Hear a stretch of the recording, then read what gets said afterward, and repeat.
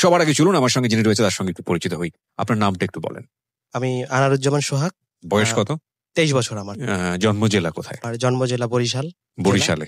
আচ্ছা, আর আপনি থাকছেন বর্তমানে ঢাকাতে নাকি? ঢাকাতে থাকছেন। আমার এই অনুষ্ঠানের জন্য আপনি ঢাকার বাইরে ছিলেন আমি যতদূর জানি। জি। কোথায় ছিলেন? আমি আমার গ্রামের বাড়িতেই ছিলাম। তো ওখান থেকে আপনি চলে এসেছেন? জি।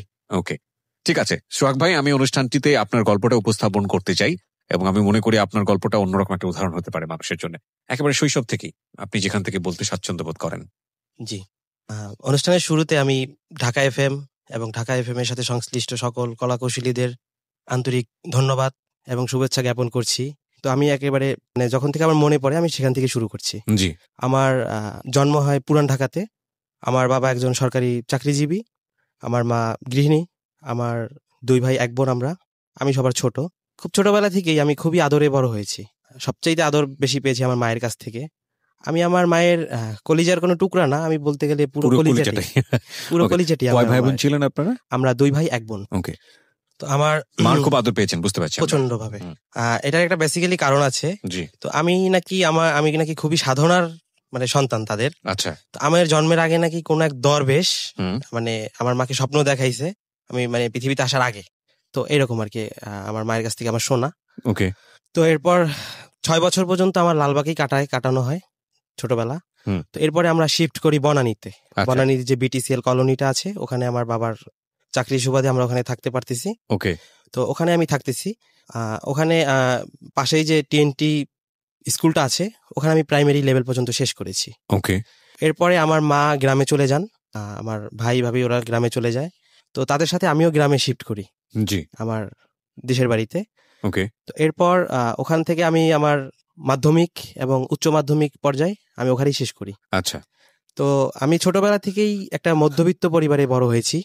সেই মধ্যবিত্ত পরিবারটিতে যেখানে শাসন ছিল বা শাসনের সাথে প্রচন্ড রকমের ভালোবাসা ছিল। ওকে। মায়ের কাছ থেকে শিখেছি সংস্কার, বাবার কাছ থেকে শিখেছি সংগ্রাম। ওকে। কিভাবে জীবনে বড় হতে হবে, জি, বা কিভাবে জীবনটাকে চালিয়ে নিতে হবে। জি।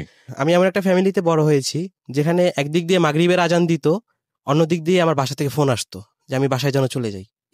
তাদের ধারণা ছিল যে সন্ধ্যার পরে বাড়ির বাইরে থাকলে ছেলে নষ্ট হয়ে যায়। তো আমিও বাধ্য ছেলের মতো এগুলো করতাম। ওকে। আমার জীবনে আমি চ্যালেঞ্জটাকে খুব পছন্দ করি। ওকে। তো আমি বোঝার পর থেকে আমি বাবা মায়ের কাছে হাত পেতে টাকা নেওয়াটাকে একটু কেমন যেন লাগতো আমার কাছে। আচ্ছা। যে আমি হাত পেতে টাকা নেবো, জিনিসটা খারাপ লাগতো আমার। তো দেখা যেত কি আমি আমার বাড়িতে যে কাজগুলো হয় সেই কাজগুলো আমি নিজেই করতাম। হ্যাঁ, দেখা যেত অনেক লেবার নিতে হইতো বা এটা হইতো, আমি আমার নিজের উৎসাহ থেকে আমি কাজগুলো করতাম।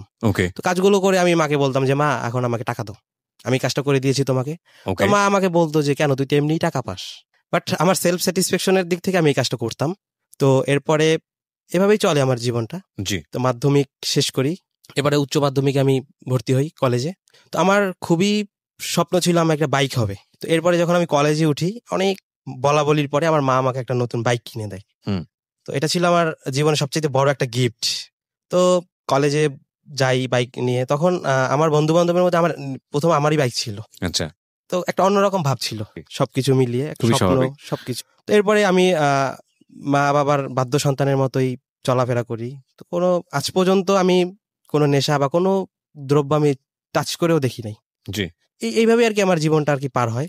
খুব একটা ঘোরাঘুরি করতে পারি নাই বা খুব একটা ফ্রেন্ড সার্কেলের মধ্যে খুব একটা করতে পারি নাই। তো এরপর কলেজ লাইফে আমি যখন পরীক্ষাটা শেষ করলাম, ইন্টারে ভালো একটা রেজাল্ট করি।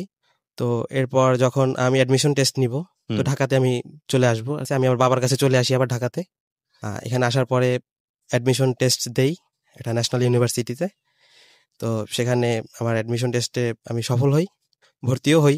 এর আগ পর্যন্ত আমার লাইফে কোনো প্রেম ভালোবাসা জিনিসগুলো উকি মারতে পারিনি আসলে। তো এরকম 2012 সালের ডিসেম্বরের 17 তারিখ আমার গ্রামের বাড়িতে ঢাকা থেকে আমার চাচি আমার কাকি ওরা বেড়াতে যাবে।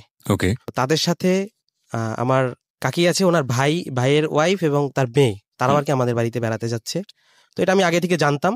তো আমি প্রতিদিনের মতো বিকাল হয়েছে পরে আমি বের হয়ে গেছি। অ্যাজ ইউজুয়াল সন্ধ্যার সময় আমি বাসায় ঢুকছি। ঢোকার পরে গেটের সামনে দেখতেছি অনেকগুলো জুতো। তখন আমার মনে পড়ে গেল যে আজকে তো কারো আসার কথা ছিল বাড়িতে, বাসায়। হ্যাঁ, তো অবশ্যই তারা আসছে। জুতোগুলো দেখে আর কি বুঝতে পারছি। তো এরপর ভিতরে ঢুকলাম। তো ঢোকার পর দেখলাম সবাই বসে আছে, কেউ চা খাচ্ছে, কেউ বিস্কিট খাচ্ছে। তো আমি একটু একটু আনইজি ফিল করলাম। তো আমি দোতলায় চলে গেলাম আমি ড্রেস আপ চেঞ্জ করলাম, তারপর নিচে নামলাম, সবাইকে সালাম দিলাম, অবশ্যই যাওয়ার আগে সালাম টালাম দিয়ে উপরে গেলাম। তো এরপরে নেমে আসলাম, এরপরে সবার সাথে পরিচিত হলাম, আস্তে আস্তে পরিচিত হলাম। পরের দিন সকালটা একটু অন্যরকম ছিল। অন্যরকম বলতে অন্যরকম কেন বলছেন? আমি ছোটবেলা থেকে মেয়েদেরকে একটু আনইজি ফিল করি। আচ্ছা, অনেক ছেলেই করে সেটা। হ্যাঁ, মানে আমি আনইজি ফিল করি, বাট মিশতে পারি না, ওরকম একটা, হ্যাঁ, এরকম একটা ব্যাপার আমার। তো বাসার মধ্যে মানে আমার কাজিন এবং কাজিনের যে বান্ধবী আছে, ওরও মানে বোন, তো দুজন আছে, তো এরকম একটু মানে সকালে উঠে ব্রাশ করা, ওকে ফাইন, সবকিছু আনইজি লাগছিল। যাই হোক, তো এরপরে আমার মানে ওরা আমার সাথে বেশ ফ্রি হচ্ছিল আর কি, তো ওরা আমার দিকে মানে খুব কথাবার্তা বলতেছিল, ফ্রি হলো। তো এরপর সন্ধ্যা অ্যাজ ইউজুয়াল, মানে আমি সন্ধ্যার সময় আবার বাসায় আসলাম। তো আসার পরে আমি যখন সন্ধ্যার নাস্তা করলাম, তো এরপরে আমার কাজিনের সাথে এবং আমার যে কাজিনের বোন, ওর সাথে বেশ লং টাইম কথা হচ্ছে। তো কথার এক পর্যায়ে মানে একটা পাঞ্জা লড়া নিয়ে একটা ব্যাপার, মানে ওদের পাঞ্জা লড়া, যে কার গায়ে শক্তি বেশি, এই জিনিসটা প্রুভ করবে। তো আমিও সেখানে পার্টিসিপেট করলাম। তো আমি জাস্ট ওই প্রথম দিনই কোনো মেয়ের হাতটা ওইভাবে ধরলাম আর কি। তো আমার কাজিনের যে বান্ধবী ছিল, তো ও আমার দিকে হাতটা আগিয়ে দিল, আমি ঠিক পাঞ্জাটা ধরলাম, বাট সেই স্পর্শটা ছিল একটু অন্যরকম, গায়ের মধ্যে একটা কিরকম শিহরণ জাগিয়ে তুললো। তো আমি শক্তি থাকা সত্ত্বেও আমি ইচ্ছা করে হেরে গেলাম। কাজিনের সাথে? না, কাজিনের যে সাথে যে বোনটা আসছে, তো ওই যে মেয়েটার সঙ্গে পাঞ্জা লড়ছিলেন, ওনার আপনার এই এজের ছিল নাকি বড় বয়সে? না, ও আমার এজের বিলো ছিল, ছোট। ও তখন ক্লাস 9-এ পড়তো। আপনি তখন? আমি তখন ইন্টার পরীক্ষাতে শেষ করেছি। মোটামুটি 5 বছরের একটা ব্যবধান আমাদের মধ্যে। তো সেই মানে প্রথমে আমার দিকে হাতটা আগিয়ে দেয়, তো এরপরে আমি পাঞ্জা লড়ি, তো আমি ইচ্ছা করে হেরে যাই, সে খুব খুশি। তো এরপরে আমরা মোবাইলে গান শেয়ার করি, তো বেশ ভালো একটা আন্ডারস্ট্যান্ডিং হয়ে গেল। আমার মধ্যে যে জড়তাটা ছিল অনেকটা কেটে গেল। পরের দিন সকালবেলা আমি উঠে যখন বাড়ি থেকে বের হচ্ছি, তখন আমি ওকে জিজ্ঞাসা করলাম যে আমি তো বাজারে যাচ্ছি, তুমি কিছু খাবার নিয়ে আসবো? তো সে একটু ইতস্ততা ফিল করে বললো যে আচ্ছা ঠিক আছে, একটা সফট ড্রিঙ্কস নিয়ে আসতে বললো। আচ্ছা। তো এটা বলার কারণ হচ্ছে, এটা আমি তাকে প্রথম কোন একটা পানীয় আমি তাকে এনে দিই, সেই ক্যানটা কিন্তু আজ পর্যন্ত সে যত্ন করে রেখে দিয়েছে। তো এরপর এরকম হচ্ছে কথা, এভাবে আমাদের মোটামুটি কনভারসেশন হচ্ছে, এখানে দাঁড়িয়ে সেখানে দাঁড়িয়ে, বাসার মধ্যে ঘুরতে যাচ্ছি, পাশে সামনে। কি নাম ছিল? কবিতা। ওকে। আচ্ছা, কবিতার মতোই ছন্দ। You feel like that actually? Okay, হ্যাঁ। এভাবে চলতে থাকে। তো এরপরে সেদিন ছিল 21শে ডিসেম্বর, শুক্রবার। আমি জুম্মার নামাজটা পড়তে গেলাম, জুম্মার নামাজটা পড়ে আল্লাহর কাছে প্রার্থনা করলাম যে আমি আজকে কাউকে প্রপোজ করব, যে কবিতাকে, তো মানে আলটিমেটলি কবিতাকে প্রপোজ করবেন, যে ফার্স্ট। তো এরপরে নামাজ পড়ে এসে বেশ ও আমার সিঁড়ির সামনেই দাঁড়ানো ছিল, আমার চোখে সেদিনগুলো এখনো ভাসে। তো আমি ওকে বললাম যে একটু সামনে আসো, আমার বাড়ির সামনে একটা বেঞ্চ আছে, তো ওখানে গিয়ে দাঁড়ালাম। তো আমি ওকে মানে কিভাবে একটা মেয়েকে প্রপোজ করতে, আমি বেশ মানে বলতে গেলে ঘাম ছুটে গেল আমার শরীর থেকে। যে কবিতা, আমি তোমাকে একটা কথা বলতে চাচ্ছি, তুমি জিনিসটা খারাপ ভাবে নিও না। আমার মধ্যে একটা ভয় ছিল যে ও যদি আমাকে না বলে দেয় তাহলে হয়তো আমার সম্মানের জায়গাটাই নষ্ট হয়ে যাবে। সামহাউ আমার যে কাজিনটা ছিল আমাকে হেল্প করে, যে আপনি ওকে পছন্দ করেন, এই তো। আমি বললাম যাক, তুমি আমাকে অনেকটা ইজি করে দিলা। এরপরে মানে অনেকটাই কথা হলো। তো প্রথম দিনই আমার অনেকটা অ্যাডভাইস ছিল যে দেখো, এটা আমার ফার্স্ট লাভ, তুমি কিন্তু আমাকে যদি ভালোবাসো তো সারা জীবনে হাত ধরে থাকতে হবে। এটা কি মানে ও বলছে? আমি বলছি ওকে, আপনি বলছিলেন? ওকে। বাট তুমি যদি মনে করো যে না আমি সারা জীবন থাকবো না, তাহলে এখনই বলে দাও, সামান্য কষ্ট পাবো, হয়তো ভুলে যাবো, বাট একটা সম্পর্কটা নষ্ট হবে না, ভালো থাকবে। ও বললো আচ্ছা ঠিক আছে, আমি সন্ধ্যার সময় আপনাকে জানাবো। Okay fine. তো আমি অ্যাজ ইউজুয়াল সন্ধ্যার সময় বাসায় আসি। তো এরপর সে বললো হ্যাঁ আমি রাজি। তো এই তো এরপরেই মানে নতুন একটা স্বপ্ন, নতুন একটা পথ চলা, নতুন ভাবে জীবনটাকে সাজানো, নতুন স্বপ্ন, অনেক কিছু। তো এরপরে সকালবেলা আমাকে সে প্রথমে SMS করলো, মানে আমি দোতলায় ঘুমাতাম, কাম ব্যাক সুন, জাস্ট এটুক কথা, মানে তাড়াতাড়ি নিচে নেমে আসো। আমি SMS-টা পেয়ে তাড়াতাড়ি করে নিচে নেমে আসলাম। তো অন্যরকম সবকিছুই খুবই ভালো লাগতেছে, অন্য দিনের চেয়ে আজকে সকালটা যেন অনেক ভালো লাগতেছে আমার কাছে। The first feeling of love is really amazing, cause এটা বয়সের দিক থেকে যদি প্রথম হয় তাহলেও এটার ফিলটা অসাধারণ থাকে, আর এটা যদি অল্প বয়সে হয় বা ফার্স্ট লাভ হয় তাহলে এইটার অনুভূতি জীবনে কখনো আর কাম ব্যাক করে না, সেটা যত লাভই হোক না কেন। জি, এটা দিস ইজ অ্যাবসলিউটলি ট্রু। বলেন। তো এরপরে এভাবে চলতে থাকে। তো ওরা 24 তারিখে চলে যাবে। তো 24 তারিখটা চলে আসলো, আমার মনের মধ্যে একটা কিরকম অশান্তি শুরু হয়ে গেল, চলে যাবে। তো সকালবেলা ওরা চলে যাবে, আমি বাস স্ট্যান্ড পর্যন্ত ওদেরকে আগিয়ে দিয়ে আসবো। তো ওরা আগে গেল, আমি বাইক নিয়ে পিছন গেলাম। তো গাড়িটা আসতে যতক্ষণ লেট হলো, তো ওর আম্মু আর আমার কাকি ওরা আবার একটু দূরে গেছে মিষ্টি কেনার জন্য। তো ততক্ষণ আমরা পাশাপাশি বসেছিলাম, একটা ব্যাগ ছিল, সেই ব্যাগের নিচ দিয়ে আমাদের দুজনের হাত দুজনে ধরেছিলাম আমরা লং টাইম। তো বুঝতে পারিনি জিনিসটা। তো এরপরে গাড়ি আসলো, আমি ওকে বিদায় দিলাম। ফার্স্ট ফিলিং যে জীবনে কারোর জন্য এত কষ্ট হচ্ছে, আমার ওকে বিদায় জানাতে আমার এত কষ্ট হচ্ছে কেন। তো অ্যাজ ইউজুয়াল ওকে সিটে বসিয়ে দিলাম, ওর মাকে, আমার কাকিকে পা ধরে সালাম করলাম, সবার কাছ থেকে বিদায় নিলাম। তো তারা তখন পর্যন্ত বুঝতেছে না যে আমাদের মধ্যে এরকম সামথিং চলছে কিছু। রাইট। তো বিদায় দিলাম, খুব কষ্ট হলো, চলে গেল। এরপরে ঢাকা গিয়ে ওর মতো আছে, আমি আমার মতোই আছি। তো এখন তখন আপনি বরিশালে? তখন আমি বরিশালে। ওকে। তখন আমাদের কনভারসেশনটা হচ্ছে ফোনে, ওর আম্মুর পার্সোনাল ফোনটা ইউজ করতো, ওর কাছেই থাকতো সবসময়। রাইট।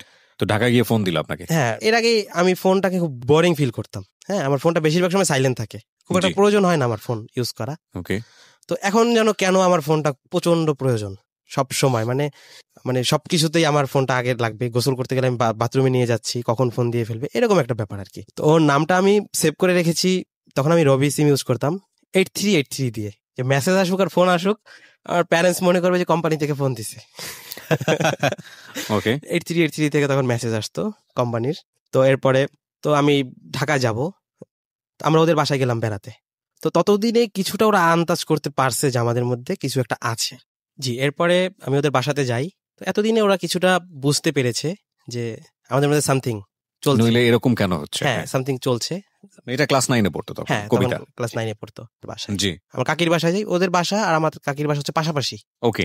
তো এই সুবাদেরকে ওদের বাসায় যাওয়া। তো এভাবে চলতে থাকে আমাদের কথা বলা, ফোনে বেশিরভাগ সময় আমাদের ফোনেই কথা হয়। তো হঠাৎ আমি একদিন একটা SMS করলাম, সেই SMS-টা গিয়ে পড়ে ওর ভাইয়ের হাতে। দ্যাট টাইম ওই মোবাইলটা ওর ভাইয়ের হাতে ছিল। তো এই জিনিসটা আর কি, SMS-টা পেয়ে আর কি পুরো ফ্লাশ হয় যে ওর সাথে আমার সাথে একটা সম্পর্ক চলছে। তো অ্যাজ ইউজুয়াল যেরকম হয় প্রত্যেকটা সম্পর্কের মধ্যেই নাকি বড় ভাইরা ভিলেনের মতো হয় আর কি। তো ওর ক্ষেত্রে সেই সেম জিনিসটা হলো, প্রচন্ড বকাঝকা শুরু হলো আমাদের ট্র্যাজেডি ভালোবাসার। তো এরপর ওর কাছ থেকে মোবাইল নিয়ে যাওয়া হয়, সুইচ করা হয় মোবাইলটা, ওকে কোনো ফোন ইউজ করতে দেওয়া হয় না, এটা সেটা। তো আমি চেয়েছি ওকে একটা ফোন কিনে দিতে, যে তুমি কি হাইড করে রাখতে পারবা কিনা। ও বললো হ্যাঁ ফাইন, আমি পারবো, তুমি আমাকে তাহলে মোবাইলটা কিনে দাও একটা। তো আমি একটা ফোন, একটা সিম কিনি ছোট। তো মোবাইলটার নাম দিয়ে আমরা চুটকি, যেহেতু ছোট ছিল। তো এরপরে মোবাইলটা আমি কিভাবে দিব ওকে, একদিন ও স্কুলে আসে, তো একটা বান্ধবীর ফোন দেয় যে আমি কিছুক্ষণ পরে বের হবো, তুমি তাড়াতাড়ি করে চলে আসবে, এসে আমি গেটে থাকবো, আমি বলবো যে আমার টিফিন নিয়ে আসি নাই, আমার ভাই আসবে, তুমি একটা টিফিন বক্স করে মোবাইলটা দিয়ে যাবা। তো আমি যেরকম কথা সেরকম কাজ করলাম, একটা বার্গার কিনলাম, বার্গারের মাঝখানের যে মানে বার্নটা থাকে সেটা ফেলে দিয়ে ওটার মধ্যে মোবাইলটা ঢুকিয়ে দিয়ে টিফিন বক্স করে নিয়ে গেলাম এবং গেটের মধ্যে দিয়ে ওকে দিয়ে দিলাম সিম সহ ফোনটা। তো ও খুব কষ্ট করে আর কি ফোনটা মানে ম্যানেজ করতো, রাখতো, খুব লুকিয়ে রাখতো, খুব ভয়ে থাকতো।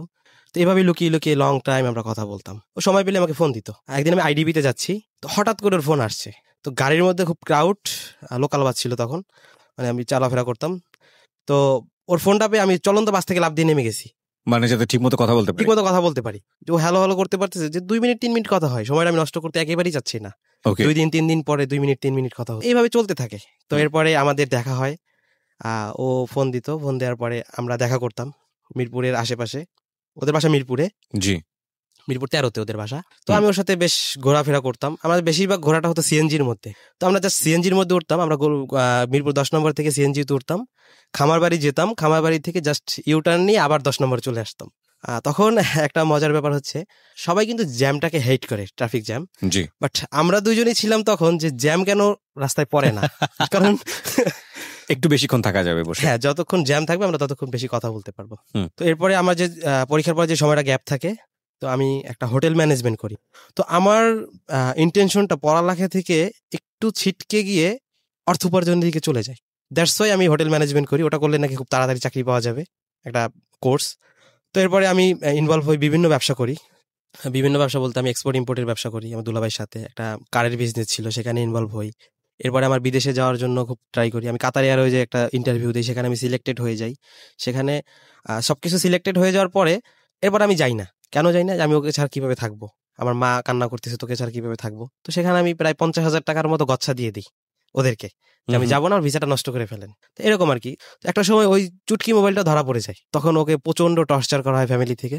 আমি খারাপ, সেটা কোনো প্রবলেম ছিল না তাদের কথা হচ্ছে আত্মীয়র মধ্যে আত্মীয় করবে না তারা, এমনিতে আমরা একটা আত্মীয় আছি, আত্মীয়র মধ্যে আত্মীয় তারা করবে না, দ্যাটস ইট। এর বাইরে কোনো রিজন নাই। এছাড়া আমার সবকিছু ভালো, আমার ফ্যামিলি ভালো, সবকিছু ভালো, কোনো কিছুতে কোনো প্রবলেম নেই। এটাই হচ্ছে একটা কথা, তাদের রিজন। রাইট। কবিতা তখন কিসে পড়ছে? ও তখন মেবি ক্লাস 10-এ উঠেছে। ওকে। তো এরপরে হঠাৎ করে একদিন আমাকে ফোন দেয়, তখন আমি হোটেল ম্যানেজমেন্ট করতেছি, বাসা থেকে চলে আসে জাস্ট পালিয়ে চলে আসে, মানে ওকে প্রচন্ড ভাবে মেন্টাল ভাবে ওকে প্রেসারে ক্রিয়েট করা হয় ফ্যামিলি থেকে। আমাকে মিরপুর 10 নম্বর এসে ফোন দেয়, আমি পালিয়ে চলে আসছি, তুমি আমাকে এখান থেকে নিয়ে যাও।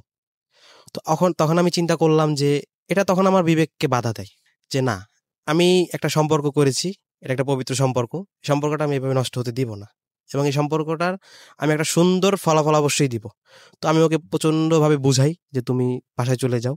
তো আমি ওকে বুঝাই এবং বুঝাতে সক্ষম হই, এরপরও বাসায় চলে যায়, কিন্তু বাসায় কেউ বুঝতে পারে না। হয়তো আজকে হয়তো বা জানবে শোনার পরে যে ওই কাজটা করেছিল বা আমি ওকে এইভাবে বুঝাতে পেরেছিলাম। তো এরপরে একটা কথা বলতে ভুলে গেছি, আমাদের রিলেশনশিপটা যখন শুরু হয়েছে তখন আমাদের রিলেশনশিপে একটা টার্ম ছিল, সেটা হচ্ছে হয় তুমি আমার মতো হয়ে যাও, নাহলে আমি তোমার মতো হয়ে যাও। ওকে, এটা না হলে আমাদের ঝগড়া হবে, এটা হবে সেটা হবে। তো সে বলছে তোমার সবকিছু আমার ভালো লাগে, তোমাকে সবাই পছন্দ করে, আমি তোমার মতো হয়ে যাব। ওকে ফাইন, তুমি আমার মতো তাহলে। তো সে আমার মতোই হতে চেষ্টা করতো এবং সে অনেকাংশে পেরেছেও। এভাবে চলতে থাকে। আর ওদিক দিয়ে তার মেন্টাল টর্চারিং দিন দিন বেড়েই যাচ্ছে। সে লুকিয়ে কথা বলছে, তার ওই মোবাইলটা সিজ করার পরে অন্য ফোন দিয়ে মাঝে মাঝে লুকিয়ে কথা বলতেছে। তো এরকম একটা অবস্থা আর কি। একটা পর্যায়ে আমি ওর কথা বলতে বলতে ওর আম্মুর সাথে আর কি কনভিন্স করতে পারি, ওর আম্মুকে। মানে ওর মাকে কি আপনি বলেন যে আপনাদের এই সম্পর্ক রয়েছে? না, ওর আম্মু তো জানে বিষয়টা, ওর আম্মু বিষয়টা জানে, প্লাস উনি আমাদের বাড়িতে গিয়েছিলেন, প্লাস ওনার সাথে আমার আগে থেকেই কথা। তো এরপরে ওর আম্মুর সাথে আমার কথা হয়, কথা হতে হতে হতে হতে উনি খুব ভালো মতো কনভিন্স হয়ে যায়। তো সে আমাদের ফেভারে চলে আসে। আচ্ছা, তো আমি মনে করলাম আমার সম্পর্কের মনে হয় 50% এগিয়ে গেল, এরকম একটা মনে হলো। তো তখন এরপর থেকে আর অতটা টর্চারিং ওকে সহ্য করতে হয় নাই, আমার ভালোবাসার মানুষটার অত টর্চারিং সহ্য করতে হয় নাই, সবকিছু বেশ স্মুথলি চলছিল। তো এভাবে আর কি স্বপ্ন দেখা, স্বপ্ন ইয়া করা। তো আমাদের সম্পর্কের মধ্যে সবচেয়ে প্রাউডনেসের যে একটা বিষয় আছে, সেটা হচ্ছে বর্তমানে আমরা যেটা দেখি, সবার না বাট অনেকেরই হয়, যে 2 দিন সম্পর্ক হয়, 3 দিন ব্রেকআপ থাকে, ফোনে কথা বলে না, এইটা হয় সেটা হয়। বাট আমাদের মধ্যে নট এ সিঙ্গেল ডে, একদিনও ঝগড়া হয় নাই, একদিনও ব্রেকআপ হয় নাই, বা একদিনও এরকম কোনো উল্টাপাল্টা কিছু হয় নাই। খুব স্মুথলি হয়, সে স্যাক্রিফাইস করেছে কোনো ব্যাপারে বা আমি করেছি, এরকম ভাবে চলছিল আমাদের সম্পর্কটা, খুবই ভালো ভাবে চলছিল। তো এরপর এভাবে চলছে। তো এরপরে হঠাৎ করে একদিন ওর বাবা আমাকে ফোন দেয়, কবিতার বাবা আমাকে ফোন দেয়। তো ফোন দিয়ে সে আমাকে প্রচন্ড বকাঝকা করে এবং সেখানে কিছু অশ্লীল বাক্য উচ্চারণ করে, সে থ্রেট করে আমাকে ঢাকা বের করে দিবে, এই করবে সেই করবে, হ্যান ত্যান। তো আমি তাকে খুব সুন্দর মতো বুঝাই যে দেখেন এটা আসলে এরকম না, বিষয়টা আসলে এরকম এরকম হয়েছে, আমি ভালোবাসি এই সে এরকম। তো এরকম। তো এরপর একদিন ওর চাচা আর কি আমার দুলাভাইকে ফোন দেয়। তো ফোন দিয়ে তার ল্যাঙ্গুয়েজটা ছিল এরকম যে কি ব্যাপার, সম্পত্তি দেখে কি শালাকে লেলিয়ে দিয়েছেন? ওহো, এই জিনিসটা আমার ফ্যামিলিকে প্রচন্ড রকম হার্ট করে, যে আমরা তো এরকম কখনো ভাবিনি। এরপর থেকে আমার ফ্যামিলি কি হলো, আমার এগেইনস্টে চলে গেল, যে না, যারা এইরকম কথা বলতে পারে তাদের সাথে তুমি কিভাবে সম্পর্ক গ্রো আপ করো, এদের সাথে আবার কিভাবে সম্পর্ক হয়। তো আমার ফ্যামিলি অনেকটা আমার বিরুদ্ধে চলে গেল এই সম্পর্কের, তারাও এখন নারাজ, আবার সবকিছু অন্ধকারের মতো দেখতেছি চোখে। তো এরপর এভাবে চলছে। তো আবার আমি কনভিন্স করতে সক্ষম হই, লং টাইম কনভিন্স করলেন আমার ফ্যামিলিকেও কনভিন্স করলাম, বাট আমি আগে থেকে কনভিন্স ছিল, বাকি সবাইকে কনভিন্স করলাম। হ্যাঁ, বাকি সবাইকে কনভিন্স করলাম। কি বলে কনভিন্স করলেন? মানে আমি বললাম যে ভালো, আমি ওকে সাথে থাকতে পারবো না, বা আমার মেন্টাল অবস্থা দেখে বা আমার মনটা খারাপ থাকতো, এই জিনিসগুলো আসলে কেউ সহ্য করতে পারতো না, আমার কষ্টে থাকাটা কেউ আসলে পছন্দ করতো না, সহ্য করতে পারতো না। তো অ্যাকচুয়ালি তারা আসলে এই জিনিসটা ওইভাবে আবার নর্মাল ভাবে মেনে নিয়েছে। আমি তাদেরকে একটা ভাবে বুঝ দিলাম যে দেখো, প্রত্যেকটা বাবাই চায় তার মেয়েকে ভালো একটা জায়গায় বিয়ে দিতে, প্রেম ভালোবাসা এগুলো চায় না। হয়তো ওর বাবা ওই জায়গা থেকে কথাগুলো বলেছে, তুমি জিনিসগুলো মাইন্ড করো না, বা এরকম ভাবে আমি বুঝাই আর কি, ওদের পক্ষ নিয়ে আর কি বুঝাই কথাগুলো। এরপর বোঝে কথাগুলো। তো এইভাবে আমাদের সম্পর্কটা চলতে থাকে। জি, সম্পর্কের মধ্যে অনেক ভালোবাসার মুহূর্ত আছে, আমরা অনেক জায়গায় ঘুরেছি, অনেক সুন্দর সুন্দর মুহূর্ত আছে আমাদের, সেই মুহূর্তগুলো এখন পর্যন্ত আমার চোখের সামনে ভাসে। জি, আমি যখন কোথাও বের হতাম তো আমাকে সিলেক্ট করে দিত, তুমি আজকে এই ড্রেসটা পরে আসবা। আমরা কালার ম্যাচিং করে ড্রেসগুলো পরতাম, যতটা সম্ভব পারতাম, এক কালার ড্রেসগুলো পরতাম এরকম। আমার সানগ্লাস পরা বারণ ছিল, তুমি সানগ্লাস পরে অন্য মেয়েদের দিকে যদি তাকাও, আমার দিকে না তাকাইয়া, এরকম একটা মানে ওর মধ্যে জিনিস কাজ করতো। ওকে ফাইন, আমি সানগ্লাস পরতাম না। মানে খুবই ভালো লাগতো যে আমার ভালোবাসার মানুষটা আমাকে এতটা ভালোবাসে। এক্স্যাক্টলি, প্রথম পর্যায়ে এটা খুব ভালো লাগে, পরবর্তীতে এগুলাই বিরক্তির কারণ হয়। ইন্টারেস্টিং ফ্যাক্ট হচ্ছে, মানুষ যখন প্রথম লাভ করে, ওই সময়টাতে এই যে পজেসিভনেস, এই তুমি এটা করতে পারবা না, এখানে যাবা না, ওর দিকে তাকাবা না, ওই মেয়ের দিকে যদি তাকাইছো তাহলে জিন্দেগি তোমার বরবাদ করে দিব, এটা বয়ফ্রেন্ডই হোক বা গার্লফ্রেন্ডই হোক, একবারে ইনিশিয়াল স্টেজে খুবই এনজয় করে এবং খুব সাপোর্টও করে মন থেকে। এটা চিন্তা করে এরকম, যাহা আমার গার্লফ্রেন্ডরা কত ভালোবাসে আমাকে, এই জন্য কোনোভাবেই কারোর সাথে শেয়ার যেতে যাচ্ছে না, যে কোনো অ্যাঙ্গেল থেকে। জি, এটা খুবই ভালোবাসে, খুবই এনজয় করে। কিন্তু কিছুদিন যাওয়ার পরে এগুলাই সম্পর্ক ভাঙনের কারণ হয়ে দাঁড়ায়। ওকে, বলেন। তাই এরকমই হয়েছে। তো সেও আমার উপরে খুব পজিটিভ ছিল, আমার সব কথাগুলো শুনতো, আমিও তার কথাগুলো শুনতাম। তো এভাবে আমাদের সম্পর্কটা এগিয়ে যায়। ওকে। তো এরপরে ওর আম্মু এতটাই কনভিন্স হয়ে যায় আমার উপরে যে কবিতা কি করবে না করবে সেগুলো আমাকে দিয়ে ওকে অ্যাডভাইস করাতো। যে কবিতাকে এখন পড়তে চাচ্ছে না, ওকে পড়তে বসতে বললো, এখন ঘুমাতে বললো, খেতে চাচ্ছে না। তো ওর আম্মু আমাকে ফোন দিয়ে এরকম বলতো, তো আমি ওকে বলতাম, ও আবার আমার কথাগুলো শুনতো। তো আমাদের সম্পর্কটা টোটালি 2.5 বছরের পর্যন্ত রানিং করি আমরা, কোনো রকম ঝই ঝামেলা ঝগড়াঝাটি কোনো কিছু ছাড়াই। ইভেন তুমি থেকে তুইও বলি না আমরা কোনোদিন কেউ কাউকে। এরকম আমাদের সম্পর্কটা ছিল, এতটা মধুর। তো এরপর হঠাৎ করে একদিন একটা, আমি সামহাউ আমার মেমোরিতে এখন আসতেছে না বিষয়টা, আমি ওকে একটা কথা মানে একটা কথা বলি, সেই কথাটা শুনতে চাচ্ছে না, বাট এই কথাটা ওর শোনাটা খুবই জরুরি। ও এই কিছুদিন আগে থেকে কিরকম একটা আনমনা ভাবের হয়ে যাচ্ছে। হ্যাঁ, তো এই জিনিসগুলো আমাকে আমি বুঝতে পারতেছিলাম যে একটু কেমন যেন আনমনা ভাবের।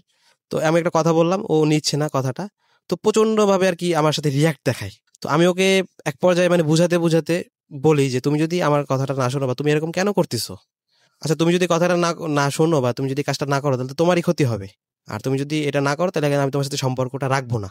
এই কথাটা আমি ওকে বলি, এই কারণে বলি যাতে ও সেই কাজটা করে, অন্তত ওর ভালো হবে সেটার জন্য। ওকে।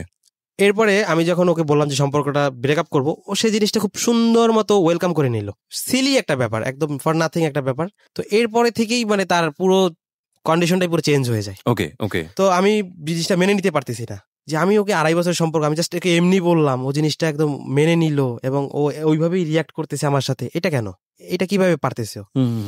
এরপরে কি করলো, একটা ফেসবুক খুললো। আমি 2 দিন পরে জানতে পারলাম যে ফেসবুকটা খুলছে। তো আমি দেখতে পাইলাম, তো আমি ওকে জিজ্ঞাসা করলাম তুমি ফেসবুক খুললা, আমাকে তো বললা না। তো ও বলতেছে বলি নাই, তো কি হয়েছে? আমি বললাম বারে তুমি আমাকে বলবো না, তোমার সাথে তো আমার ব্রেকআপ হয়েছে, কেন বলবো তোমাকে? সামহাউ এরকম কথাবার্তা সে রিয়াক্ট বলছিল আপনাকে, এটা কবিতা। ওকে। হ্যাঁ, তা আমি বলছি কই ব্রেকআপ হয়েছে, আমরা তো প্রতিদিন কথা বলতেছি, সবকিছুই ঠিক আছে, তুমি এসে না এরকম উল্টাপাল্টা করতেছো, এভাবে অ্যাভয়েড করতেছে। বাট আমি জিনিসটা মেনে নিতে পারছি না যে কেন শুধু একটা সামহাউ একটা কথা, ঠিক আছে, তো এটার জন্য তো এইরকম হতে পারে না জিনিসটা। তো এরপর এভাবে চলতে থাকে। তো আমি তাকে ফোন দিলে বিজি পাইতাম, এইটা পাইতো, সে আমাকে বিভিন্নভাবে অ্যাভয়েড করতো, বিভিন্ন উল্টাপাল্টা বুঝাইতো। তো হঠাৎ করে আমি তার ফেসবুকে অ্যাড ফ্রেন্ড হই। তো আমি ওকে বলি যে ঠিক আছে তোমার ফেসবুকের পাসওয়ার্ডটা দাও, এটা আমি তাকে বলি। সে আমাকে কোনোভাবেই দিবে না, বাট আমার যে ফেসবুকের পাসওয়ার্ডটা এটা কিন্তু ওর কাছে ছিল প্রথম থেকেই। মানে আপনারটা নিবে কিন্তু ওরটা দিবে না? না, আমারটা ওর কাছে আগে থেকেই ছিল। আমি বললাম আমারটা তো তোমার কাছে আছে, তোমারটা কেন দিবে না? বা আমারটা দিব না, আমার ইচ্ছা, তোমাকে কেন দিতে হবে, এরকম একটা ব্যাপার আর কি ওর। তো এরপরে আমি ওর ফেসবুকে অ্যাড হই, ওর ছবিগুলোতে আমি কমেন্টস করি। তো হঠাৎ করে একদিন রাতের বেলা, এর মধ্যে ঈদ আসে, এটা হচ্ছে 2015 জুলাই মাসে। হ্যাঁ, 2015 জুলাই মাসে এই ঘটনা, জুলাই 14 তারিখে এই ঘটনাটা ঘটে আমাদের। জি। তো এরপরে ঈদ চলে আসে। তো আমি তখন বরিশালে। তো আমি বললাম যে আমি তাহলে তোমার সাথে ঈদ করো, আমি চলে আসি বরিশাল। ও বারবার আমাকে অ্যাভয়েডই করে যাচ্ছে। তো আমি ওর মার সাথে কথা বললাম, তখন আমি ওর মাকে মা বলে ডাকি। তো আমি বলি যে মা, ও এরকম কেন করতেছে বা এই সেই। তো সে বলতেছে তোমাদের সম্পর্ক, তোমরা এটা মীমাংসা করে নাও, আমি কি বলবো এর মধ্যে। তো সে জিনিসটা এইভাবে এড়িয়ে গেল।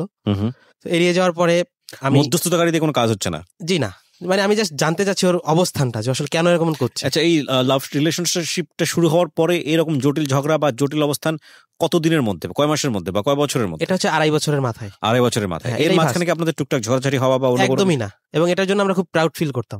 ছিলাম যে রিলেশনশিপ সে ব্রেকআপ করে ফেলতে চায়, এবং আপনি যেটা বলছিলেন যে কতদিন সম্পর্ক থাকার পরের ঘটনা এটা? এটা 2.5 বছরের সম্পর্ক, তারপরে এই ঘটনাটা ঘটে আর কি। ওকে, 2.5 বছর পরে। হ্যাঁ, তারপর? তো এরপরে ইন দ্য মিনটাইম ও যেটা বলছিল যে বিয়ে শাদী দিয়ে দিবে ওকে, ফ্যামিলি থেকে চাপ আছে, 2.5 বছরের মধ্যে কোনো চাপ আসেনি? না, এরপরে আর কোনো চাপ আসেনি। আচ্ছা, তো এরপরে ওর জন্য আপনি আপনার ক্যারিয়ারটা অন্যদিকে ডাইভার্ট করেছি। জাস্ট পড়ালেখার, আমি মনে করতেছি পড়ালেখা করতে যত শর্টকাটে করা যায়, ডিপ্লোমা করলে শর্টকাটে ডিপ্লোমাটা করে কাজের মধ্যে ঢুকে যাবো, আমি আর্ন করবো, দেন আমি ওকে হারাবো না। জাস্ট এইটাই আমার এইম ছিল। হঠাৎ করে আমি ওর ফেসবুকে যখন অ্যাড হলাম, ওর ছবিগুলোতে কমেন্টস করি, তো হঠাৎ করে একদিন রাতে একটা ছেলে আমাকে নক করে। আচ্ছা, আপনি কবিতার কে হন? আমি বললাম আপনি কে? মেসেঞ্জারে আমাদের কথা হচ্ছে। জি। তো এরপর বলতেছে আমি তোর বিএফ। আমি বললাম বিএফ মানে কি বলেন? বলে আপনি কি, এটাকে বলেন। আমাদের জাস্ট কনভারসেশন গুলো এরকম হচ্ছিল। তা আমি বললাম আমি ওর হাজবেন্ড, মানে আমি একটু আমাকে আগিয়ে রাখলাম আর কি। ওকে, আমি ওর হাজবেন্ড। কি বলেন, ওর তো বিয়েই হয় নাই। আমি বলি হ্যাঁ হয়েছে, মানে এরকম জাস্ট ওকে বলতেছি কথাগুলো ছেলেটাকে। তো বলে আচ্ছা ঠিক আছে, আপনার ফোন নাম্বারটা দেন তো। তো আমরা দুজনের ফোন নাম্বার এক্সচেঞ্জ করি, এবং দেন আমরা ওই রাতেই কথা বলি। ওই ছেলেটা আমাকে নক করলো। নক করার পরে আমি ওর সাথে ফোনে কথা বলি।